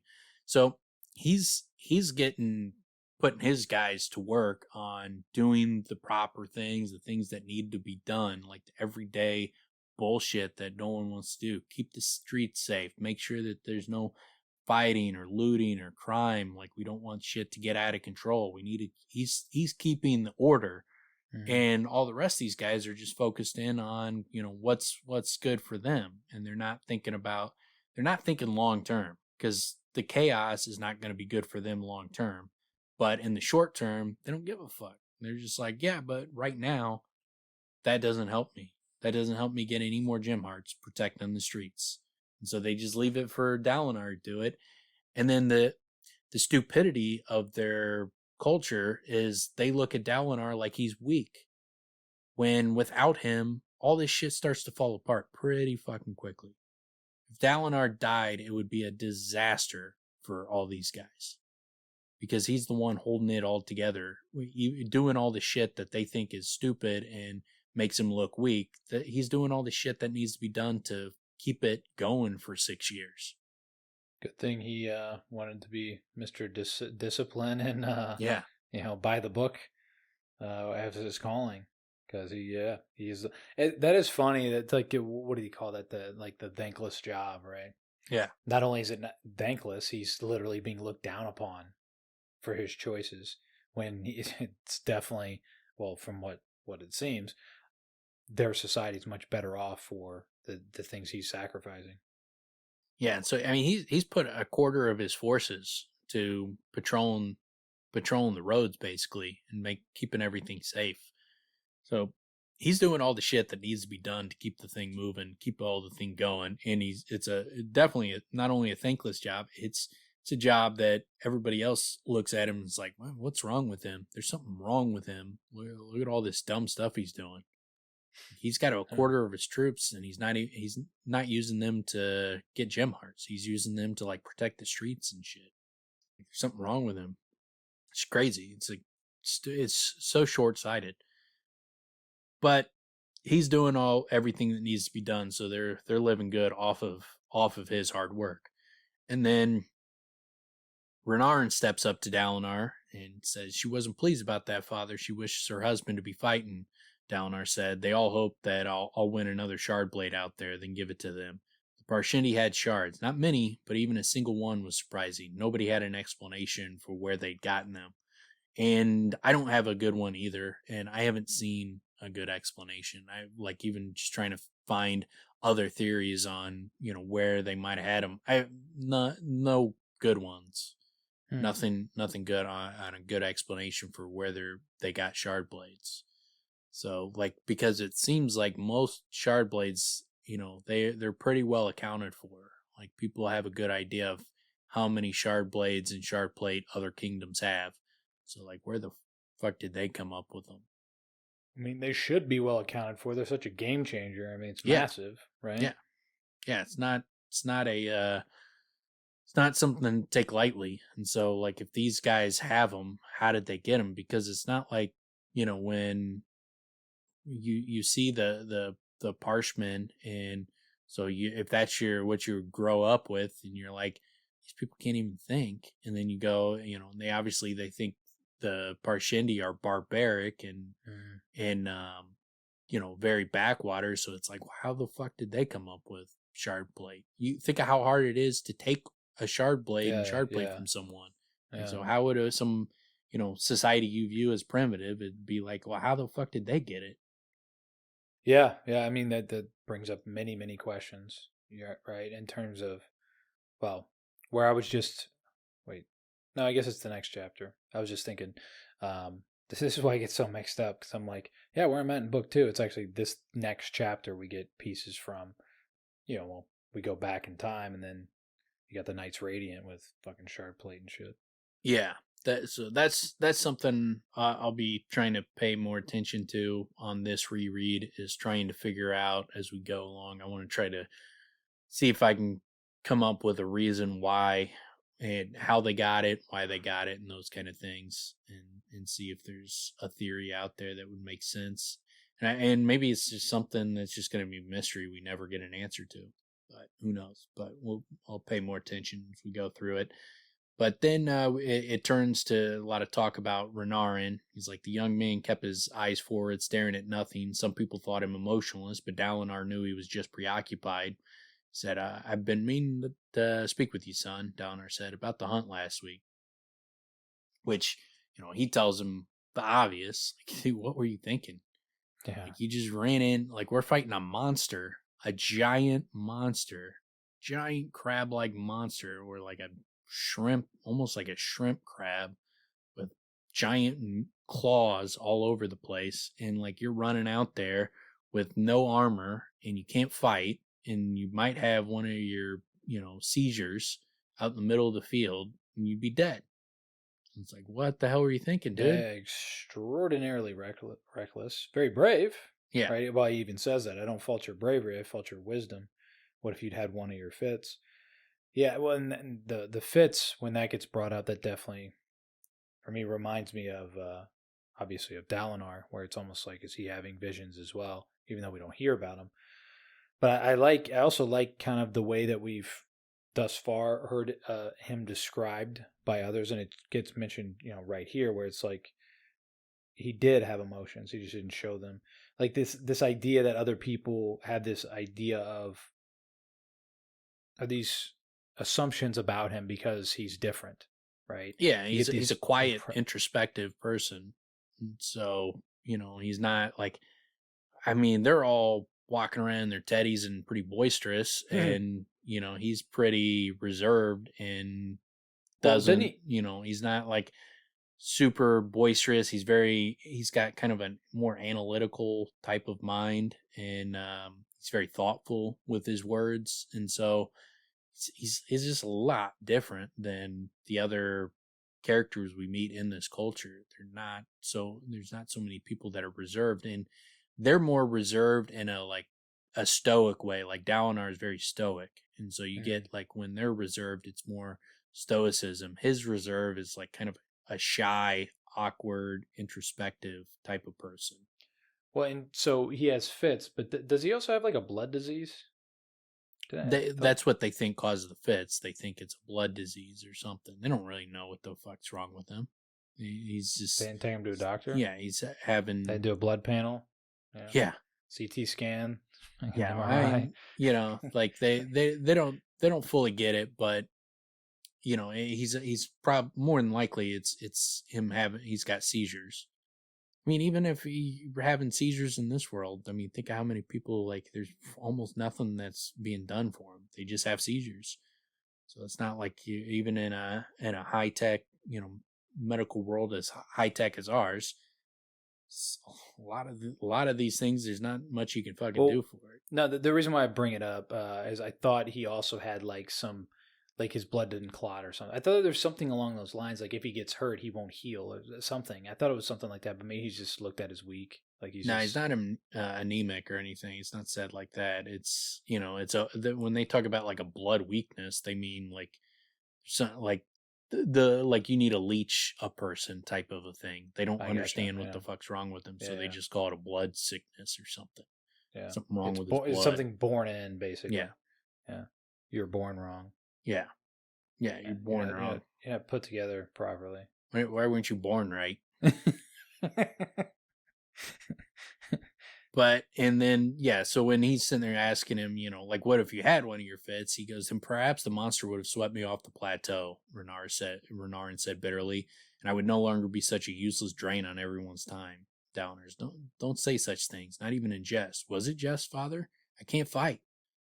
Fighting is not the only thing of value a man can do. The Ardents were very specific about that. Yes, the highest calling of men was to join the battle in the afterlife to reclaim the tranquil halls, but the Almighty accepted the excellence of any man or woman regardless of what they did. So, yeah, granted, there's alternatives, but clearly your society pushes hardcore on these kids that become a soldier, win glory. That's number one. Anything else outside of that is a step down. Yeah, and well, that again brings up the question, so who wrote this? Somebody had a motivating factor to say it's all about battle, but not to say you can't do other things to help. Like you can make sandwiches for the people that are out there fighting, and you can clean their shitty shard plates. Yeah, you can clean. You could be like Doug. Like, look, Doug's doing a valuable job, and he loves every minute of it. He loves it. This idea, dude, I love the idea of this character who's just stewing, and everybody's like, yeah, he loves his job. He's so good at it. Man, he loves it. Elhokar always is cracking him up. Like you should see it. King walks up to him, fucking hits him in the ribs, and man, Doug just laughs and laughs and laughs. It gets real quiet as soon as Elhokar leaves, though. Like he really misses that joke as soon as it's gone. But yeah, so they do that a number of ways where they're like, oh, there are other callings, and it's not. But they to go as far as saying it is a step down, though. Yeah, it's very clear. It is known. They like to do that, right? It's basically that insinuation of it is known. The highest calling is being a soldier and fighting for glory and blah blah blah. But if you can't do that, there's other things. You can help. He's like basically he's what's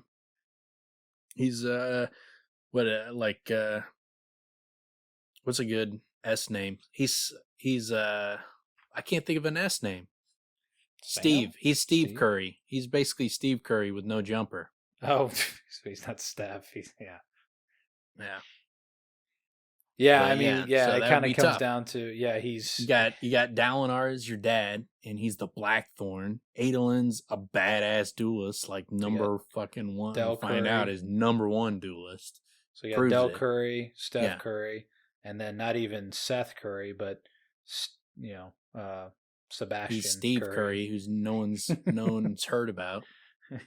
He's Sebastian Curry, but dude, he's a fucking hell of an accountant, man. Like he's real good with the the numbers. Yeah, he's not putting them up, but he's adding them up. Yeah, he's adding and subtracting the numbers. He's great at what he does.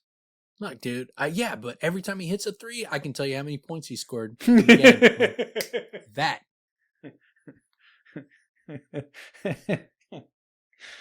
I remember, dude, I was at a bar once. I don't know if you remember this. It was Busby's out in LA. And I don't know. We were like, there's like these two guys that were just like decided they're going to watch this part of this basketball game. And it was just like, 3 points. And it was just like the way they said it. It was like the guy he dunked. Yeah. Like the guy dunked and he's like, 3 points. It's like, what?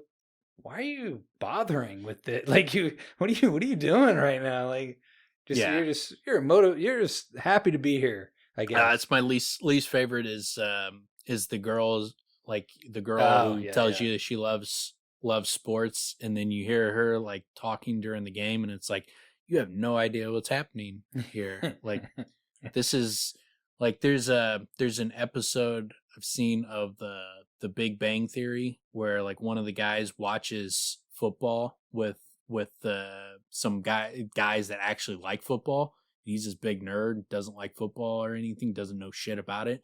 So he's like studying the game and he's learning all the rules. And then so like when there's a penalty or something, he's like, oh, too bad, that's a holding, which means that he's going to lose 10 yards at this from the previous spot of the foul, and like explaining the rules like in a very technical way where it's like everybody's just like turning and looking at him. Like that's the kind of feel you get when someone says that they're a big fan of sports, and then they start talking and it's like, like we're actually fans. We can spot the difference between real fans and someone who says they're a fan but just kind of enjoys saying they're a fan. It's a weird, it seems very strange to me. Yeah, it's something that happened. Like they want that camaraderie, but they haven't taken the time to really learn the game. So they love the camaraderie. I think you love that hanging out part. I don't think you love the sport. You could just hang out. You would have learned it by now. I was like, you could just hang out. Yeah. You don't have to comment on every play. Yeah. But then you wouldn't get the oh, dang it. I'm so mad right now.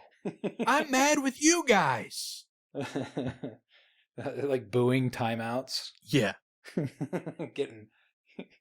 cheering or booing a timeout.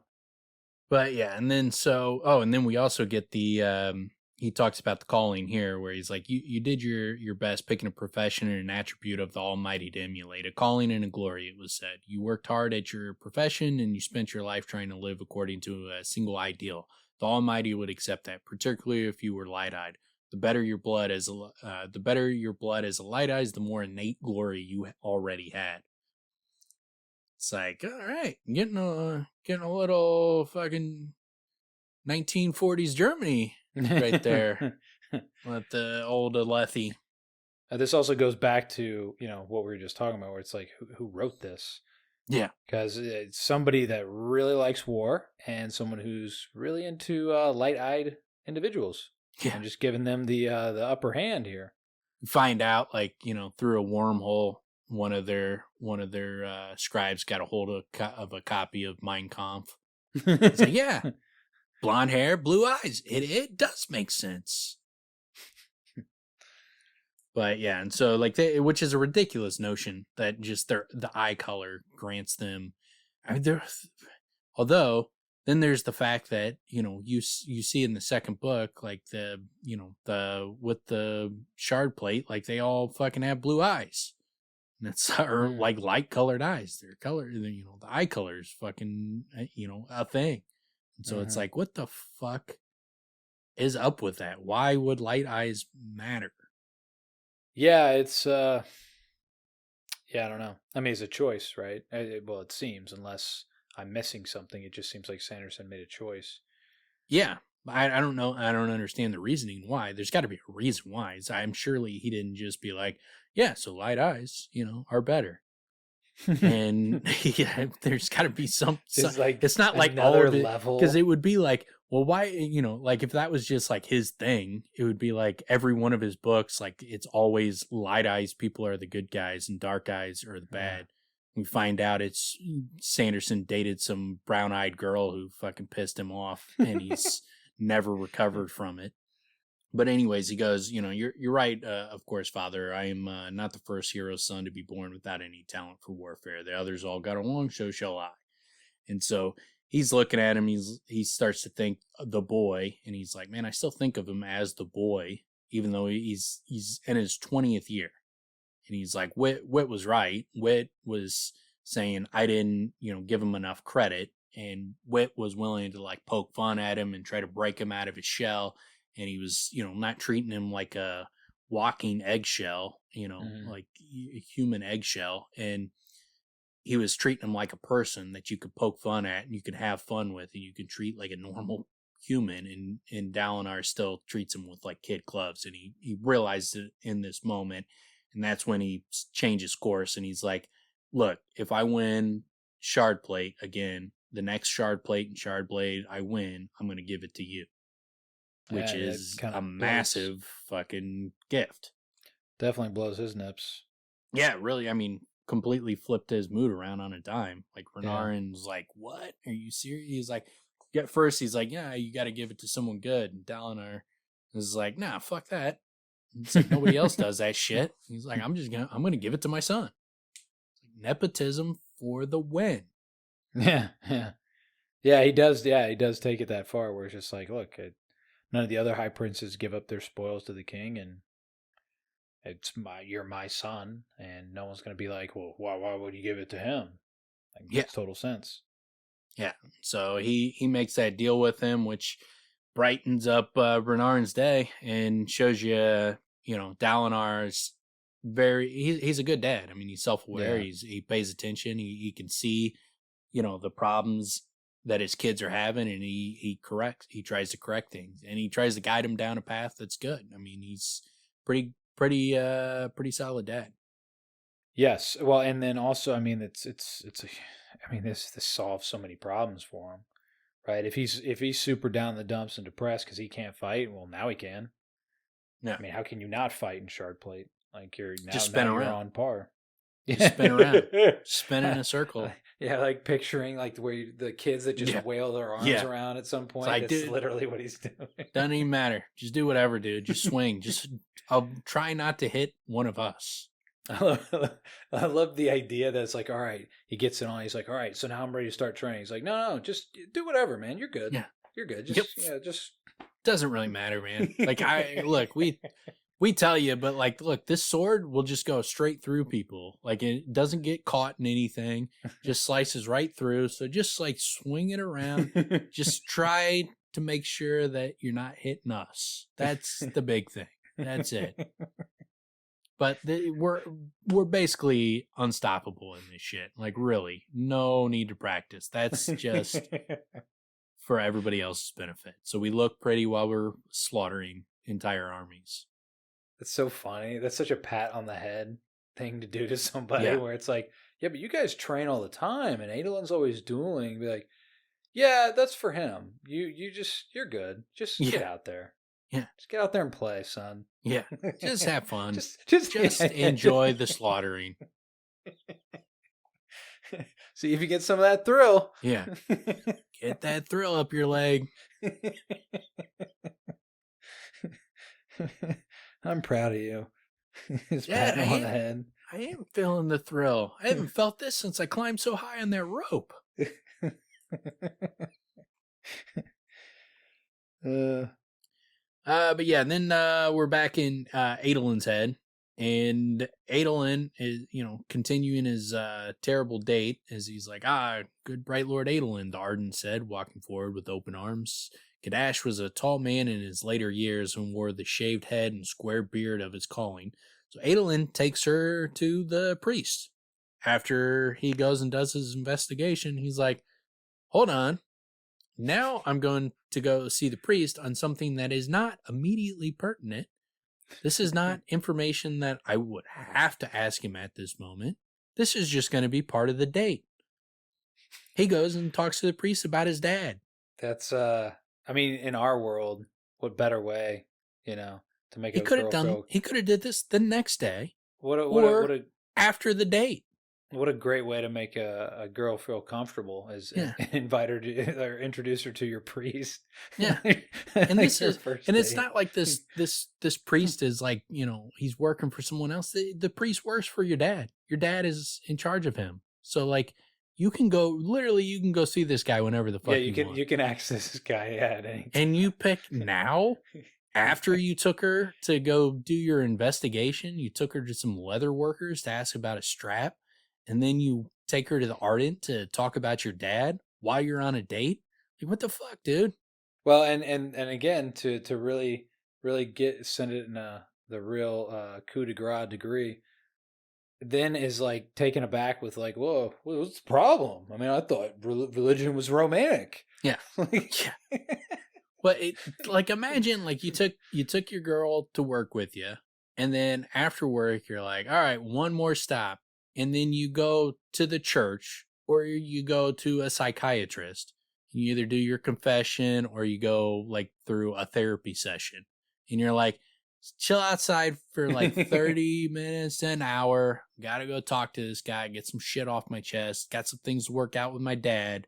Just lay back and we'll, finish this dope date we're having. Really enjoying it. Loving every minute of it. You're really great. High five. Yeah. High five. It's the worst date ever. And then she's finally fed up with it. She folded her arms, scanning the temple with obvious dissatisfaction as she stood behind Adolin. First the stinky leather worker shop, now the temple. I'd assume we would walk someplace at least faintly romantic. And just a terrible date. And then, she fucking storms off. And then he gets into talking to Kadash. And it's like, unfortunately during war, the code said Adolin was supposed to limit his duels, as frivolous dueling could wound officers who might be needed in battle. So Kadash asked him about his dueling, and that's one of the things, that's his calling. And Kadash was like, you haven't made much progress in it. And Adolin starts thinking, that's one of the downsides of Dalinar being so strict with the codes is he's not allowed to fight the duelings because you might hurt someone who's needed in the war effort, which makes sense. But it would also be, disappointing if that was your thing and you're not allowed to do it. Yeah, it doesn't fit in with his lifestyle choice here. I was going to say this system is pretty great. I like it. It's like in our world, basically, we go to school, which to a pretty great degree is big waste of time, but get some focus in something that you want to do. And then you have basically someone who is you're checking in with in terms of progress, right? Mm-hmm. And that their goal is to help you along with whatever your thing is. And it's pretty great. I mean, that system in itself, is when did that useful. System? I never talked to anybody in my entire time. Like, did we have that? I don't remember a single time like talking to someone in school. They had about like what my goals were or anything. They're called guidance counselors. Oh, like did you talk to your guidance counselor? No, I don't remember talking to a guidance counselor. Pretty sure guidance counselors basically got involved if you did not have good grades. Yeah, I think it's kind of what happened, or who knows? Maybe I don't know. I don't know. I always assumed like you had to like go to them, and like the only time I can remember guidance counselors being involved is like if I was in like trouble with something over something.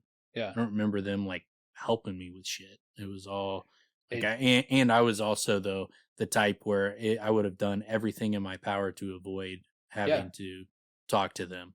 I agree. Yeah. It kind of gets into the point, at least the way that I was too. I would feel like I'm in trouble if I have to talk to anyone in a position of like authority. It's like now I'm in trouble again.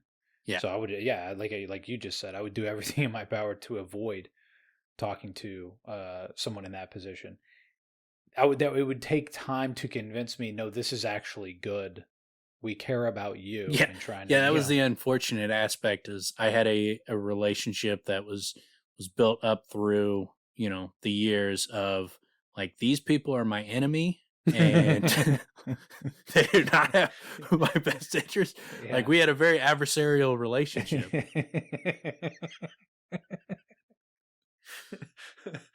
So the idea of looking to them to help me with something wasn't even crossing my mind. It's so hilarious to think of it that way, because that's actually the way that I felt as well. Yeah. It's the opposite of the way it's supposed to be. Yeah. It's literally supposed to be a bunch of people that care about your future and want to help you in the best way possible. And all you look at it as, these people are in my way. They're going to catch me on my bullshit. Yeah. And I don't want to get caught. Just let me get out of here as quickly as I can. Just trying to get fucking put in my time and get out of this place. It's a fucking prison, man. Good behavior. Am I getting the good behavior points? Yeah, I didn't have that the right temperament to be locked into a fucking school for 8 hours a day. That's not my personality. Can't do it. Unfortunately, you're not the only one. No, plenty of people with this. It's a big waste of time, and they could have been a lot better off with some other system. But they have that. We had that system. That's the system. Yeah, and hopefully it works for you. Yeah, I would have been better doing apprenticeships or something like that. Going and working on shit. This feels a little bit more like that, but it's a little bit different, obviously, because Kadash isn't teaching him how to duel. It's just he's checking in with him. He is more. Well, Kadash is a fighter, so like Kadash can fight. So he would help with that kind of shit. Well, I guess it's not talked about. I guess it's not talked about in that sense that he like trains with him. But obviously, I don't know if that's the case or it isn't the case. Some of these guys are not a ton of them, but yeah, they can practice with practice with these guys and that kind of shit. So they can do that. Yeah. Kadash would be one who's like a former soldier, so he would be a guy you could go to and practice. Obviously, he's got his main teacher, but they also got these other guys that they can work out with and that kind of shit. So it's not if your calling is dueling, Kadash would probably be a good person to a former soldier. That would be a good person to have as like your ardent with when your calling's dueling. I imagine that was intentional. The two of them getting together, because it sounds like he's a rarity in his position. Yeah, and it's also an aspect of Kadash is under Dalinar. Like Dalinar's in charge of him. Like the way their system is, like the high princes are there to monitor. Like they treat it like, they're slaves, but slaves in not a chattel slavery type of situation, but they are slaves to an extent. And they're under the guidance of the high princes, who are supposed to make sure that they're not getting too ambitious. They're not getting too big for their britches because of what they did in their past, which is obviously it's going to be talked about here. But yeah, it starts off where he just gets straight to it. He's like, "Is my father going mad?" And he puts Kadash in a bad situation where he's Dalinar's slave. And he's like, "Yo, is my dad fucking losing his mind?" I was like, "Really? You're his son. Like, you want me?" It's like the boss's son. Like, "Hey, is my dad a dick at work?" Like, what? I'm not talking to you about this. Like, what are you talking about? No, he's great. Yeah, he's awesome. I love every man. Like, he's the best boss I've ever had. He's my boss right now. Like the only thing that could make him cooler is like if I got a raise. That might be dope.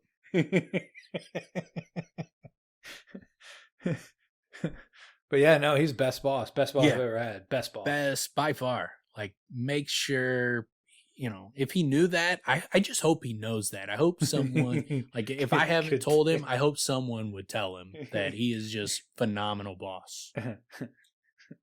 But Kadash is he walks that razor's edge, and so he starts talking to him. He's like, "That's a rather blunt question." He's like, "I take it then that the rumors are not unfounded."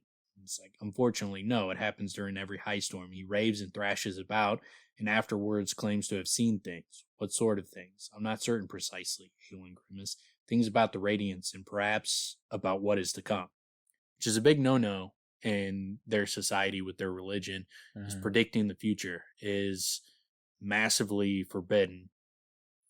And it seems like it's always been forbidden, but it became especially forbidden when the Ardents started using, like, saying that they knew they had knowledge of the future and started using that to try to get people to do what they wanted. And they got caught making it all up. It was just pure bullshit. They were just making shit up. Yeah, it's interesting when they talk about it here, like just how much power and influence they had. Like it seems like it's a society that very easily signs into these dogmatic approaches.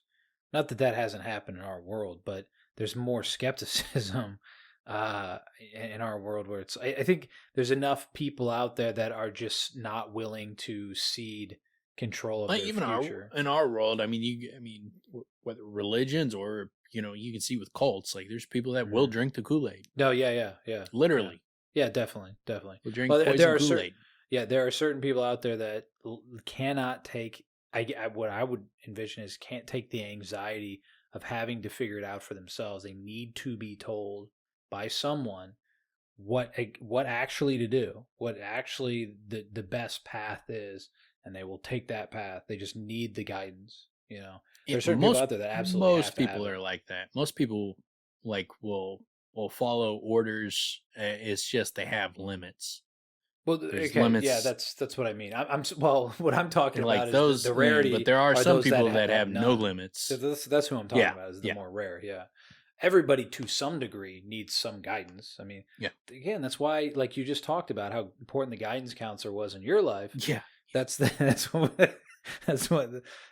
what everybody needs. Some type of guidance. You're guiding me, it better be like, on a very subtle way that I don't necessarily know that you're guiding me, because you start guiding me and all of a sudden my walls are going up. Like, what is your deal? Why do you want me to do that? Like, what do you get out of it? What's your motivating factor? I'm just trying to help. No, I'm calling bullshit. What are you getting out of it though, really? You're the best boss I've ever had. Yeah. No. But don't say that.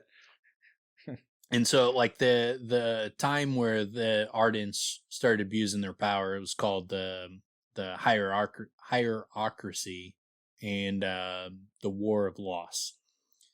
And so the Ardents tried to take over. So the church tried to seize control. The priests tried to conquer the world for its own good, they claimed. Said men were not in command of their own religious past. The priests controlled the doctrine, and few members of the church were allowed to know the theology. They were taught to follow the priests, not the Almighty or the heralds, but the priests. Similar to Scientology in our world, with the different levels, and you got to get to certain levels to have access to information. Even though you can look it up online, because people in the church have obviously spilled the beans. There's that one lady from the show with who's Kevin. Who's that? She was on Saved by the Bell. The later seasons. Saved by the Bell. She was on the later seasons of Saved by the Bell. Yeah, I don't remember that. you're talking. What's that comedian though? Kevin name, something. Shit, I don't watch the show. I know exactly who you're talking about. I don't know her fucking name, but she was on Saved by the Bell. I saw a clip the other day that Kevin James. Kevin James. Whatever the show, Kevin James, King of the House, King of the Hill, King something, King of New York, maybe Queen something. I can't remember. Of Queens. King of Queens. Was that it? Maybe. I don't know. Well, whatever it was. Like the man, that's gonna drive me nuts. You're supposed to prepare for these things, Dan. The King of Queens. That's the name of it. Is her name Layla yeah. Something? So yeah, Leia? His name's Kevin James, and hers was Leia Remini. Yeah. Okay. Yeah. And so She was on Rogan talking about the Scientology, and when like she got to a high enough level, like there was a time where she believed it so much that she like saw like some of the top people, and they were drinking, and you're not supposed to drink, and so she tried to tell on those people, and then they sent her to like a fucking re-education fucking camp where they like tried to like, you know, basically they're like brainwashing her, and they were penalizing her for for trying to hold the top people to the codes, and that they are supposed to hold themselves to. yeah. Jesus. And then so that was like where it started to break for her, and she was starting to try and think like, maybe I need to re-examine what I'm doing, because she was brought in at a young age. And then when she was brought in to it and they told her the story, and she was like, are you fucking kidding me? This is the story? This is what you guys believe? And that was kind of like the end for her at that point, because at that point she was like, this is insane.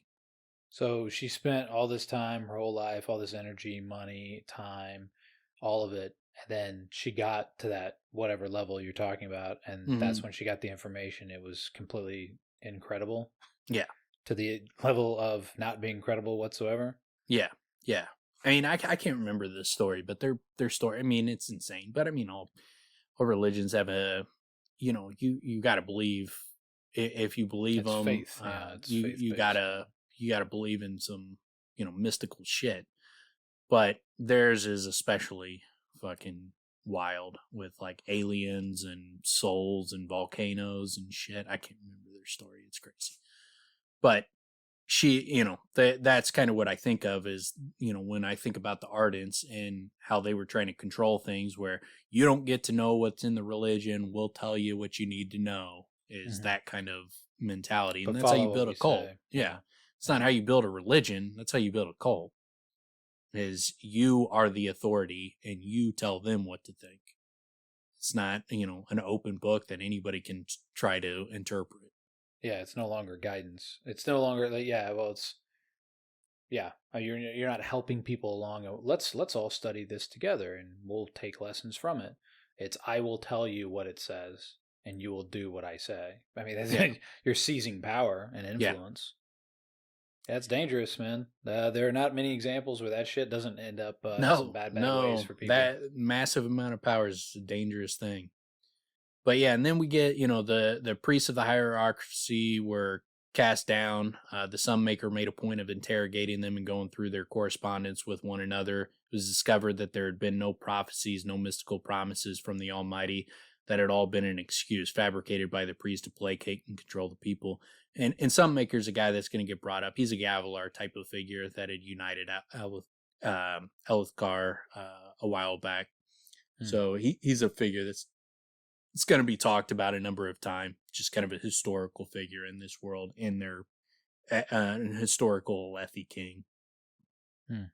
But yeah, and so they start talking, and it basically comes down to like when he asks him, so like, what's your opinion? And he's like, I don't think that, he's trying to dance between, I don't necessarily think your dad is lying, but I think he might believe this shit, and he thinks it's probably to do with like war fatigue and, you know, the horrors of all the shit he's seen. And because he's like, I've felt that guilt, and so maybe the dreams he's seen and the visions are just guilt wrecking his mind. And he's like, so I've seen that happen, but he's like, if it's not, then he could be lying to seize power, just like, you know, the artists. The reason he told that story was because they used prophecy to gain power, and so that is the thing he's saying, cautioning Adolin on, is like, your dad could be trying to seize power, or it could just be war fatigue. But he gives him two bad options. He doesn't say like, you know, like he danced around like, you know, it could be talking with Almighty, but he's like, no, he's not talking with Almighty. Yeah. He gives him one of those where it's like, it could be that, but it's definitely not that. I'm not saying his line, but there's something going on. He's basically saying he's either lying or losing his mind. And so sets him down a path where, it's not, he's not giving Adolin much comfort. And it also, that's what I think sets Adolin down that path where he ends up confronting Dalinar, loudly with people around and shit about it, and calls him crazy. And they have a big fight over it. And I think that, that's partially this is partially a reason for that. Yeah, it's like you said. I mean, he is putting Kadash, however you say his name, in an awkward, very awkward position. So I don't know how else you handle it other than just lie to him. But that's the other thing, he doesn't know. It's not in his mind. So what does he? What can he say? Yeah. But yeah, then we get back with Dalinar, and he's moving up to go see Elhokar. And a couple of things before he gets in there is Dalinar recognized each face. He had personally organized the unit, handpicking its members, looking at the Kingsguard. He knows all these people. These are people that he picked, which is obviously going to play important when he goes and whoops Elhokar's ass and shows him that if he wanted to, he could kill him, and then tells him he's, tapping that ass. And, because it's all his men that are guarding Elhokar, that's why he's able to do that. So it comes in handy. They're his, sets his that guys. Up. Yeah. But yeah, and then we get, setting the war palace up high was tactically sound, but it meant the place was mercilessly buffeted by storms. And I like that aspect too, that the way that they set things up, and even just something as simple as that, like seizing the high ground is not just as simple as seizing the high ground. The high storm, the high storms and all that wind makes it less advantageous than it would typically be without it. Without it, it would just, obviously the high storms are, the high ground is best. But with the storms, that makes the high ground less advantageous because you're getting drilled by the wind up in that high area. And it's harder to protect against. Yeah, you're more vulnerable to the high storms, and the high storms are so regular and fucking brutal. You'd think it'd start to break down these these structures over time. Yeah, I mean, you'd have to constantly reinforce them or build them of sturdy enough stuff where, there's nothing the wind could do to them. But obviously it sounds like, if they're getting smoked by the storm, at this point that he's mentioning it, and, it's likely that they have to constantly reinforce the things. But yeah, and then he starts, as he's heading up, we get more of the, the fact that people are getting soft and settling in, because he sees that the soldiers were being led by a slack group who dressed in lace and spent their evenings at feasts. And so, like, they're, it's just keeps painting this picture of everybody is getting soft. They're settling in. They're just getting into this, we have our feasts, we have our parties at night. And during the day, if there's a chrysalis that's within region, we go and fight for it. If we win it, great, we make a bunch of money. If not, we come home and have a fucking party. Either way, we come home and have a party. Dress in ruffled silks and lace. Yeah. So I mean, they're all getting soft, and he's like, and this is also what Gavilar was telling him. He's like, this is what Gavilar foresaw. This is why he grew so insistent that we follow the codes. He started seeing that these guys, they're a warlike culture that just likes to, party and have fun and fight and play games. And he's like, they need structure, they need it, and they don't have it. And he's like, they're childlike in a lot of respects. When you're reading this, you're like, well, this is a infantile society. Like these guys, they need a hand guiding them better. They need a good king. Well, and I like it seems quite appropriate that when Dalinar sort of like confronts him about it and says, well, no, I guess Elhokar asks him, like, what are you thinking about? You look thoughtful, uncle. Just considering the past. And his response is, the past is irrelevant. I only look forward. It's a very childlike, at least as far as I estimate, a very childlike approach. Like, I have nothing to learn from the past.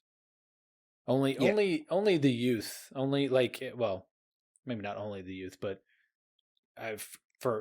looking back on my life, the only time that I was ever had that attitude was when I was very young and had ridiculously high self-esteem, which was not deserved to the degree of like, the past is irrelevant. I only look forward. I have nothing to learn from the past because I am blazing a new trail that none are capable of but me.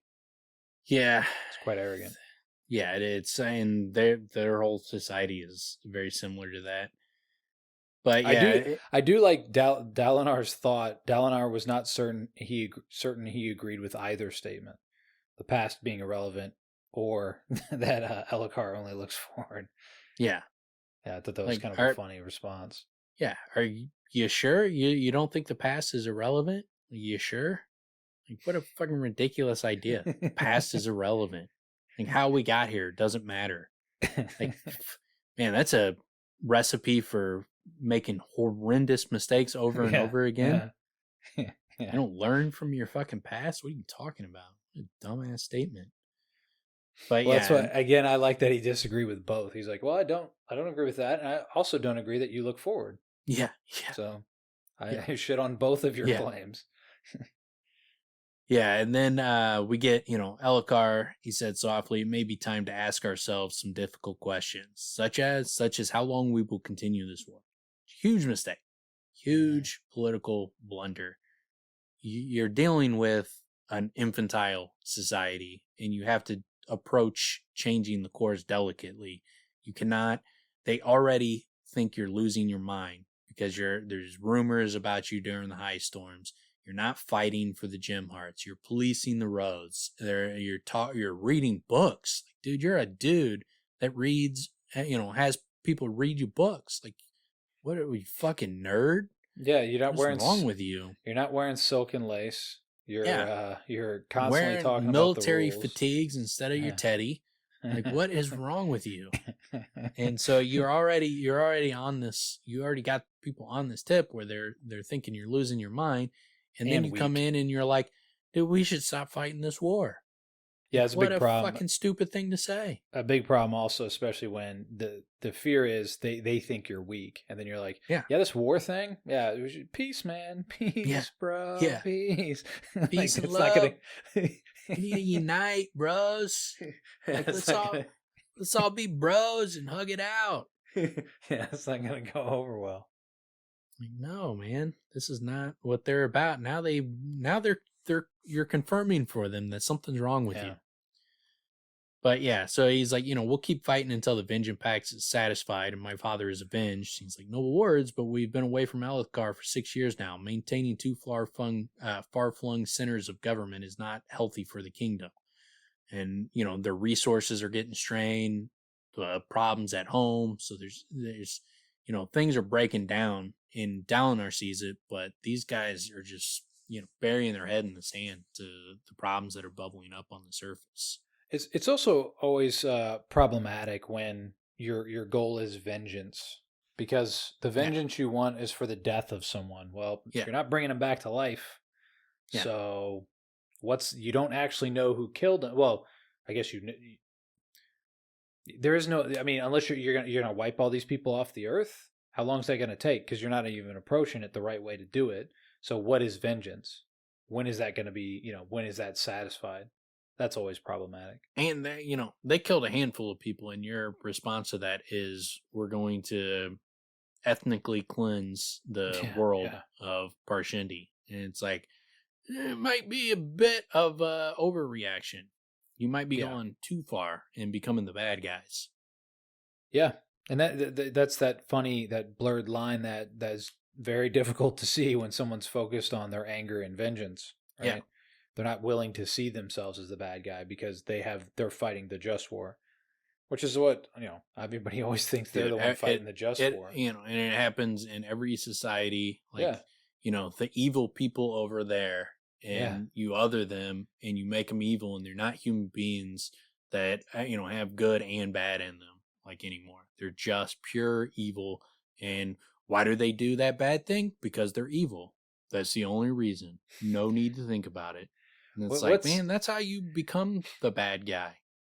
What's insane to me is, to consider is what you just said comes out of the mouths of people in their 70s. You know what I'm saying? It's in every society that has ever existed. Yeah, no, I understand. And that's, man, just to continue to drink that Kool-Aid and to not question it, like for decades and decades and decades, and to never, I mean, again, the past is irrelevant, right? This is one of the signs of the past is irrelevant. Like, you don't want to be cast and well, I can't be bad because I'm me, right?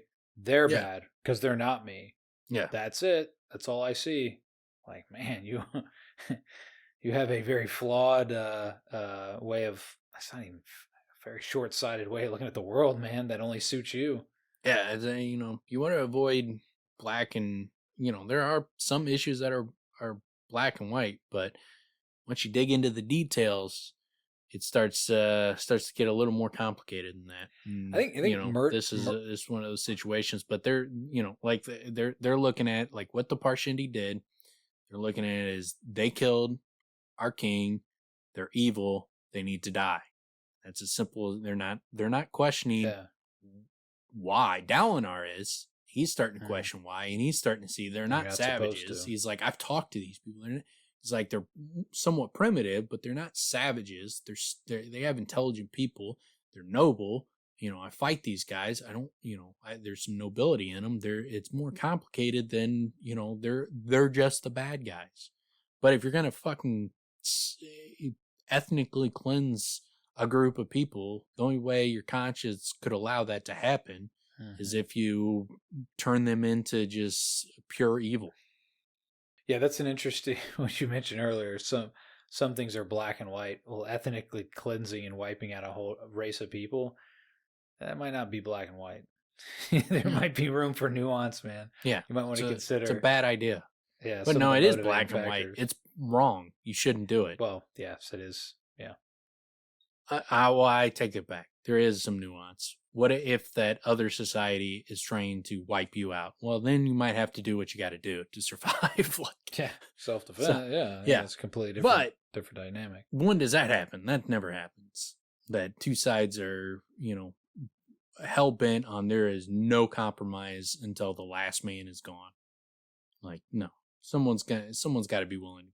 Someone at some point is going to be willing to compromise. But, you know, if someone's trying to wipe you out, you might have to fight.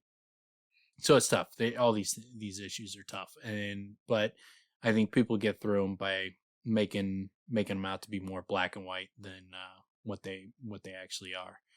But so Dalinar starts saying, you know, we need to unite and we need to come together. We're starting to fracture, but we need to unite and we need to win the war. You know, we need to go establish our kingdom is what he's telling him at first. It's like, we need to establish our kingdom. And he's like, you know, the king didn't respond immediately. The words finally seemed to be sinking in. He was a good man and shared some of his father than others chose to admit. So he shared more with his dad. He's paying him this great compliment in his head. And then as soon as he's thinking this, Elhokar's response is, you think I'm a poor king, don't you, uncle? It's like, what? No. You should have heard my thoughts. Yeah, I just gave you a great compliment. I was just thinking the opposite. Everybody else thinks you suck, not me. But, you know, and the reason for that is because of the way he's being approached, and where he's like telling him, like, you know, everything you're doing is wrong. You're making all these mistakes. He's not approaching him in a way you would approach someone that you want to make feel like they're in charge. You're approaching Elhokar like he's your child, and you're telling him everything he's doing wrong and the things he needs to correct, and you're not, you know, putting him in a position where he's like the actual leader. But, you know, in solving the problem. Yeah. He needs a more delicate touch. He's just too blunt in saying exactly what he means, and he's not doing it in a way to placate this dude's massive ego. Although he's also very self-conscious, but you know, in the way the book ends, that completely wrecks his ego, because, you know, he did have a big ego and it got wrecked by Dalinar, which completely fucked this dude up. For the second book.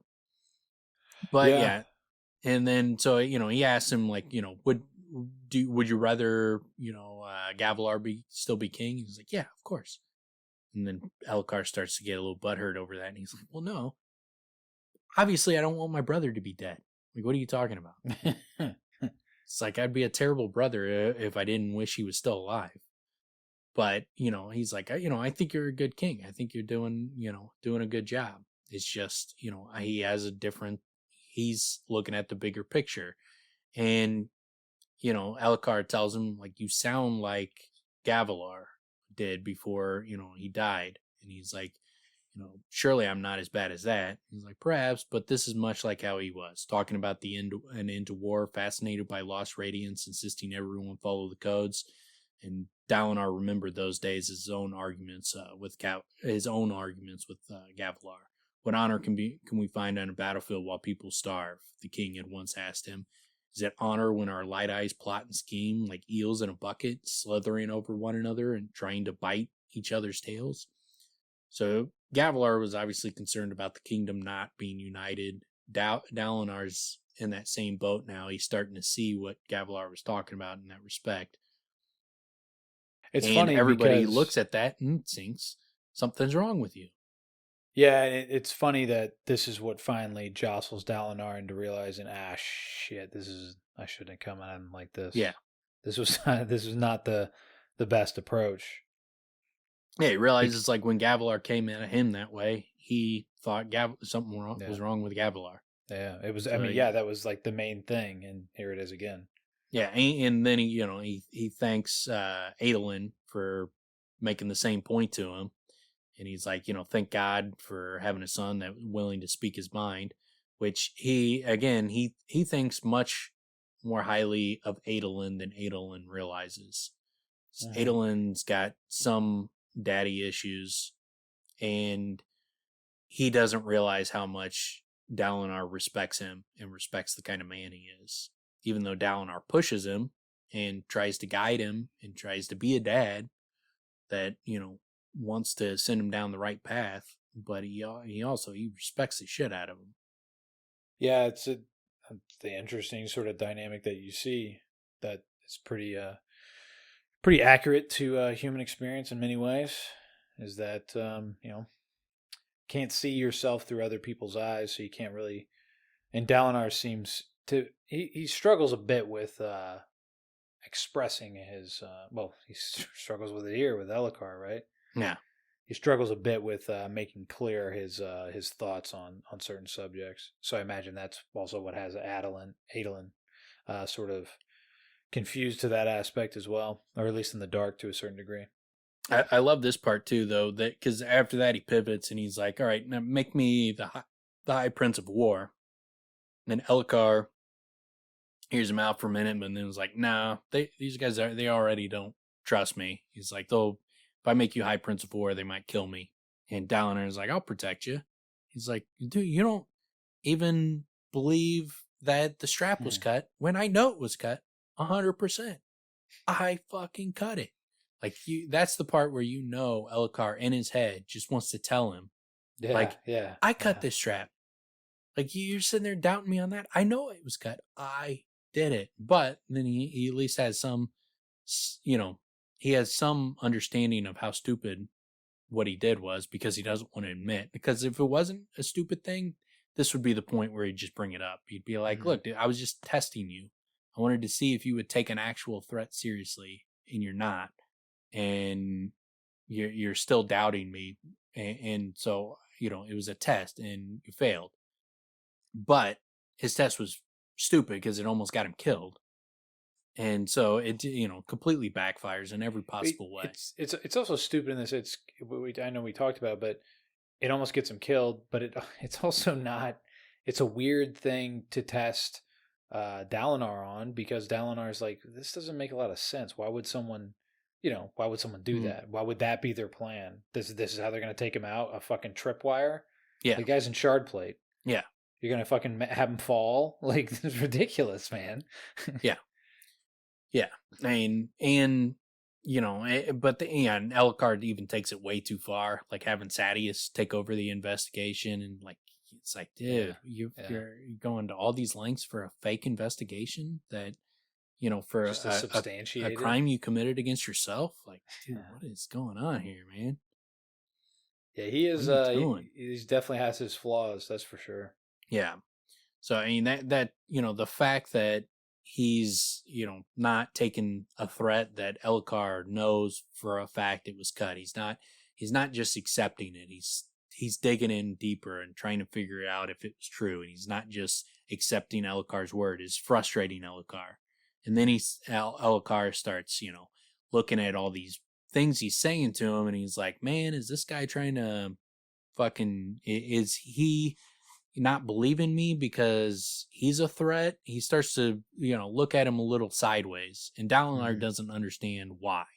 He's just like, man, this guy's fucking paranoid, but he's not understanding the context that you're not believing something that he already knows is true. And so now he's questioning, why don't you believe it? Should I be questioning your loyalty? Yeah, well, and that's why the payoff's so great towards the end of the book, because they suss that out, right? They have that discussion, and Dalinar proves his absolute loyalty, and then at the same time cuts Elhokar's fucking balls off, basically. In one fell swoop. So it's like the payoff, and then and Elhokar admits it. So Dalinar figures it out, calls him out. Elhokar admits it, and then just gets totally owned, and all in the same, and realizes Dalinar's loyalty. So it's an interesting combination of things to all come out, because even with the positivities of it, he basically loses control of his kingdom, and he's a puppet king. In the second book, Dalinar is basically ruling shit, and so completely fucks him up. And you see he's a sniveling mess in the second book. Yeah. But yeah, and then, he starts talking about like he grew weak at the end. Everyone knows it. I won't repeat his mistakes, and you should avoid them as well, rather than listening to a book that claims that light eyes should be slaves of the dark eyes. Says that's not what it says. It's been misinterpreted. It was written by the Lost Radiance. They didn't write it. It was their inspiration. No doubt an ordinary man was its author. Elhokar glanced at him, raising an eyebrow. See? It seemed to say, you defend it. You are grown weak, uncle. I will not exploit that weakness, but others will. And he tells him that, if you make me High Principal, I will see you protected. And Elhokar throws it back in his face like, oh, as you protected my dad? And Dalinar responds in the worst way possible, given their society. Is like, because Elhokar was like, I shouldn't have said that. And he's like, no, it was one of the truest things you have said to me, Elhokar. Perhaps you are right to distrust my protection. And he's like, what? Like, that's your reaction? Like, I insult you in like the most hurtful way possible, and your reaction is to be like self-reflective? Yeah. Yeah, you know what? You might be in a right. society where, like, if someone like insulted you, you don't become self-reflective. You challenge that person to a fight to the death. And it's literally about what he's supposed to do for Elhokar. Yeah. Right. So I mean, and in so many ways, but it's also funny too, man, because that whole momentum gets built off of what Elhokar mentions earlier. Is I don't look at the past. He doesn't know shit about this book. But he's like, oh, it's about... And he's like, that's not what it's about. Well, it was written by No, that's not who wrote it, man. Like, you don't know what the hell you're talking about. You're just shitting on something that you don't understand at all. And then instead of... Talk about frustrating. Like, like these guys probably talk about books as if they've read them, because no one can call them on their bullshit because they haven't read them. Yeah. It's ridiculous. Like, oh, that book's dumb as fuck. That book is so fucking stupid. I heard it's got so many plot holes. Like, dude, you haven't fucking read it? Well, and what cracks me up also about it is he's like, no, that's not what it says, and no, that's not who wrote it. He just glances at him. He's like, see, so you're defending it. You are weak. You're defending it, and you're weak. And it's like, dude, don't change the fucking subject. You haven't read the book. Yeah. You don't know anything about the book. Talk about frustrating. Yeah, man. Yeah. Yeah, it'd be a big pain in the ass, and you're being self-reflective, and you're questioning your own mistakes, and it's a good character trait, but because of the fucked up culture you live in, and the timing, and you already made mistakes in how everybody views you, and all these confluence of issues, being self-reflective was the worst possible, to be self-reflective in your head. Yeah. It's a bad. At this point, you want to be named High Prince of, war. You can't be self-reflective, and it ultimately, what he learns in the end is if he wanted to be High Prince of war, he had to take it. Yeah, and that's what he had to do, and that's what he did. Yeah, it's the whole way it plays out is interesting because it's understandable why he's coming from the way he's coming, but he's blundering. I mean, Dalinar throughout the chapters is like, dude, what are you doing? Like, why? Well, it all makes sense though. He's living in for most of this book, he lives in a world that he wishes existed. He wishes they all lived by these ideals that he lives by, but that's not the world they live by. And so he comes to the conclusion that if I want to get what needs to be done, I have to do it. They're not going to give it to me. I just have to make them do it. I have to fucking, he realized like, I got to be the warrior again, in a different way. Mm-hmm. I got to be the political warrior, but I got to fucking force these guys to do what needs to be done because they're not going to do it otherwise. Yeah. And I like that. It's the realization of like these half measures and working through others. It's not going to work. No. Like I have to take control. And it's like, basically what it shows, like you've been chosen. Yeah. You're having these dreams. Someone's choosing you. They're leading you in this direction. If you're gonna believe it and you're gonna take ownership, you really have to, because you're not gonna be able to do this through others. Yeah. You're just gonna find resistance at every fucking corner. And then Sadeas, in a way, is the real catalyst that at least pushes Dalinar to finally realize like what he has to do. Yeah. Yeah, and so it ends with Elhokar telling him, if I'll give you a chance. If you can get some of the other guys to work with you, then we'll consider making you High Prince of War, but not now. Which it's not a bad compromise position for Elhokar, given how the interaction went. You could easily see where he would have just been like, "Nah, get the fuck out of here. I'm not doing this."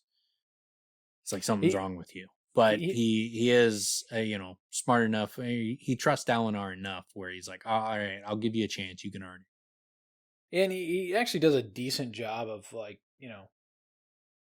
how this made sense under Gavilar, right? Where it's like have the High Princes at least gets them together, at least. So this can be good for the kingdom if they're all working together, rather than, questioning what you're doing. Yeah. Or what we're doing, what have you. Yeah. So it's a smart approach to that sense. I mean, well, it's a good sell, Elhokar's not down on the idea. He's down on the consequences, and he doesn't trust Dalinar to protect him. Yeah. Well, he just asked it. He basically just say, "Can you protect me?" I don't know. Yeah. Yes. Because like that's why, and that's why he's like, he's not. It's not the plan that's the problem. He's like, they'll try to kill me if you do it. But if you can convince them to do it, that they want to do it, then, you can show me. If you can get them all to do it voluntarily, then I'll let it happen.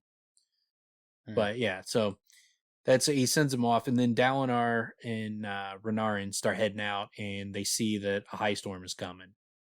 All right, he goes, was there supposed to be a high storm today? Dalinar asked, alarmed. Should we go to Aladar's camp? We ride, he called, kicking Galen into motion. Renarin and the guardsmen fell in behind him, hooves of thunder to precurse the coming high storm. It builds the tension at this point. And he's like, Father, Renarin called from behind. Are you? We have time, Dalinar shouted. We can make it, Dalinar said. Father, Renarin said, riding up beside him, catching his arm. I'm sorry. And Dalinar glanced at the storm wall again. It was only moments away. He's right. Dalinar tried to ignore and then they go into a place, a little hideout where there's going to be other men from other armies. Who was it? Aladar's army? Aladar's camp. So Aladar's men are going to see him during the high storm. Yeah, he goes in there with him, and he's like, it's like Dalinar tried to ignore the uncomfortable eyes around him.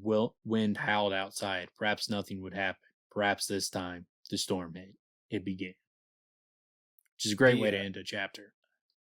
Yeah, the visual also would be really great. It sounds very cinematic, like because you can picture this high storm brewing and coming, and having been in those circumstances where I remember one time that the sky literally turning green, like green. It's like, what the fuck?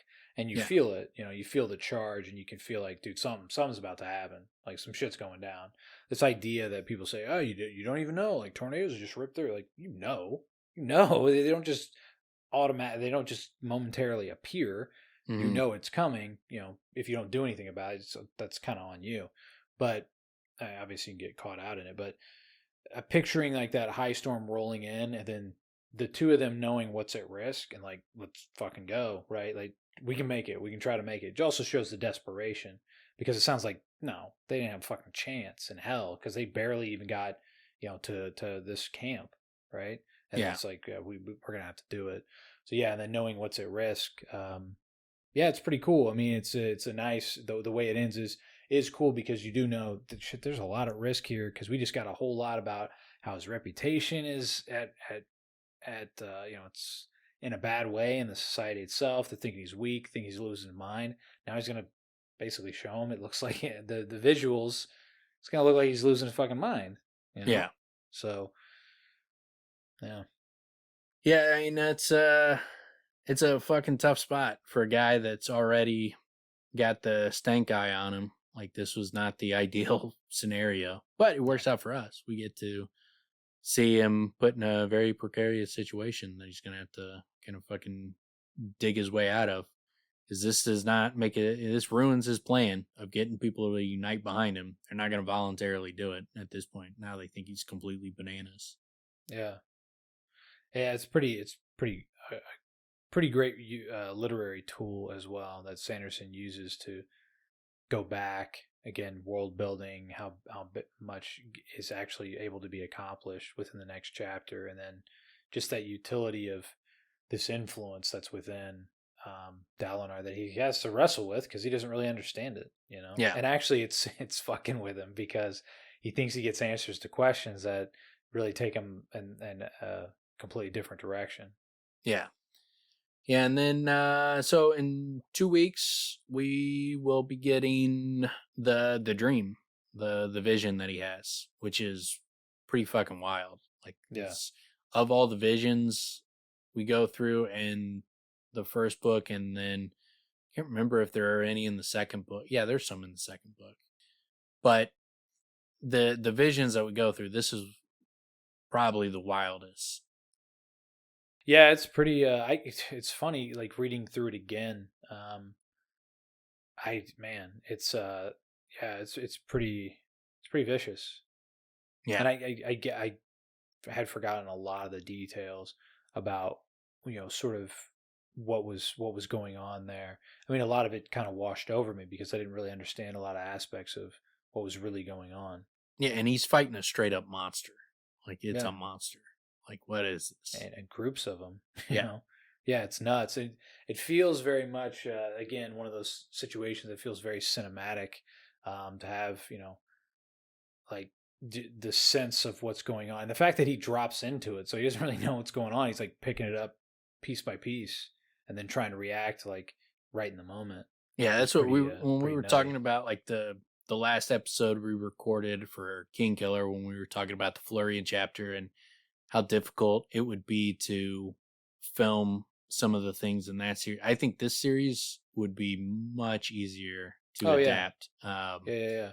So many cool things where, King Killer, like, we're talking in that, like King Killer, a lot of the greatness in it is the writing and the prose. And Sanderson, it's not so much the prose, it's the scenarios and the fight scenes and it's the scenes, which is much more conducive for a movie or a TV show. And there's obviously great scenes in Kingkiller as well.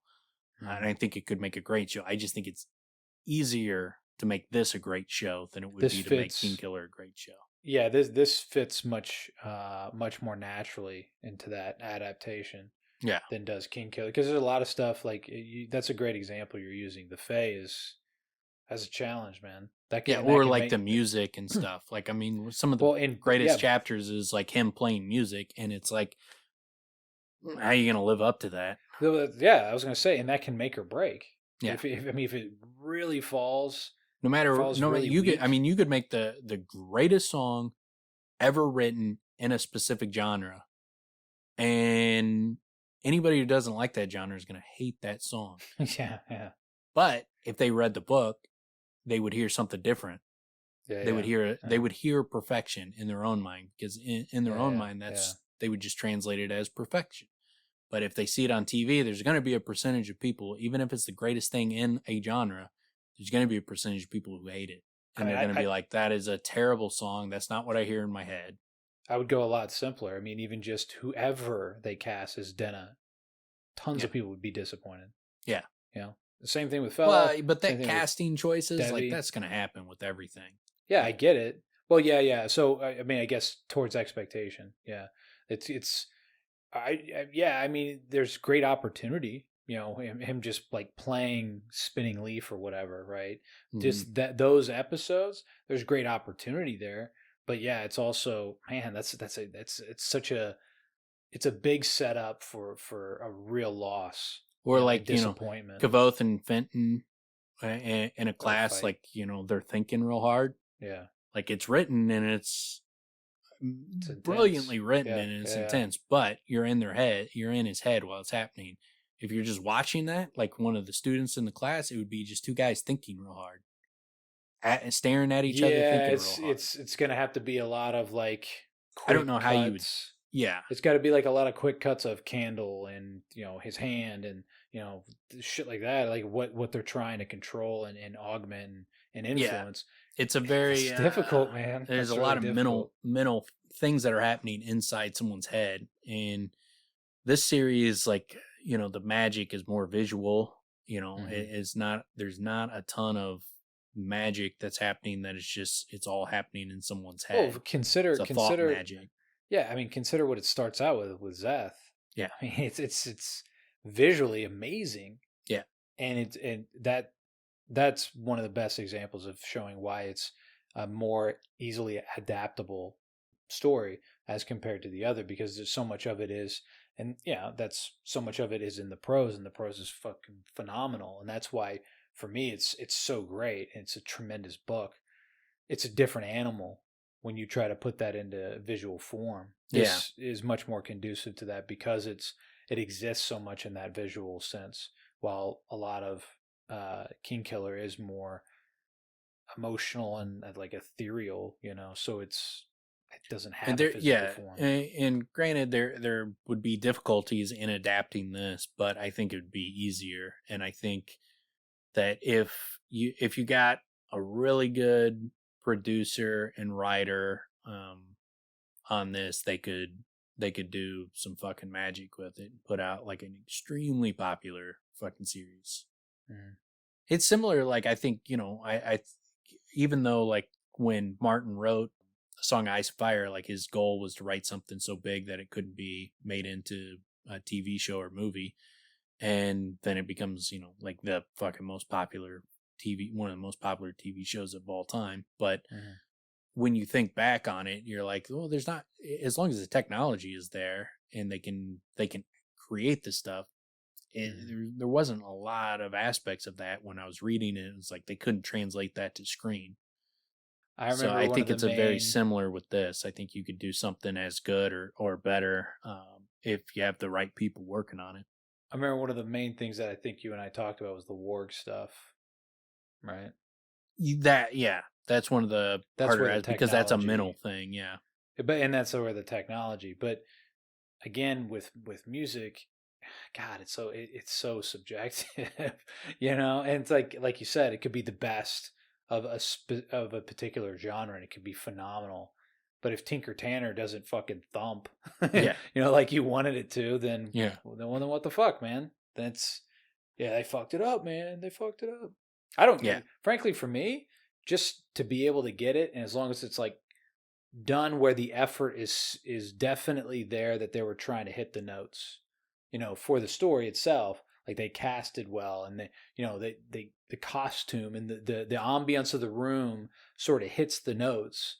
The Waystone Inn, that would be the biggest tell point, is if the Waystone Inn seems so not the way that it should be, then from the get-go it's like, well, I'll still take the ride, but this doesn't look good, Like if they adapt either, Stormlight, Mistborn, King Killer Chronicles, as long as the scenery and the casting and the dialogue and all that stuff, as long as that stuff is perfect and there's nothing in it that I have a problem with, then I'll be happy. Well, how does Sanderson have influence, Look, I mean, all I'm asking for is just do Perfection? it exactly how I want it in the perfect possible way. Nothing more than that. That's it. That's all. I have one request. Do everything perfectly and I'll be happy. Perfectly. Yeah. One request. You can't just do one thing. But no, I'm much more lenient than a lot of people. Like I can enjoy, like if a book's the greatest book ever for me and the show is just okay, like that's not going to hurt my feelings. Like I'll be like, the book is phenomenal, the show's okay. And then move on. The most important thing is how quickly you'll be able to tweet that the book was better, because you got to be first. Oh God. I'll be tweeting that when they announce that they're making one of these series. The book was better, guaranteed. And just continuously hit that note over and over and over and over again. Yeah, I think it's always important to rub your pretension in people's face. You don't get a lot of time. You don't get enough opportunities to do it, so you got to take advantage of them. But yeah, so I think that'll wrap her up this week, and then we'll be back in 2 weeks with Dalinar's Dream. Right on. Peace out. Yep.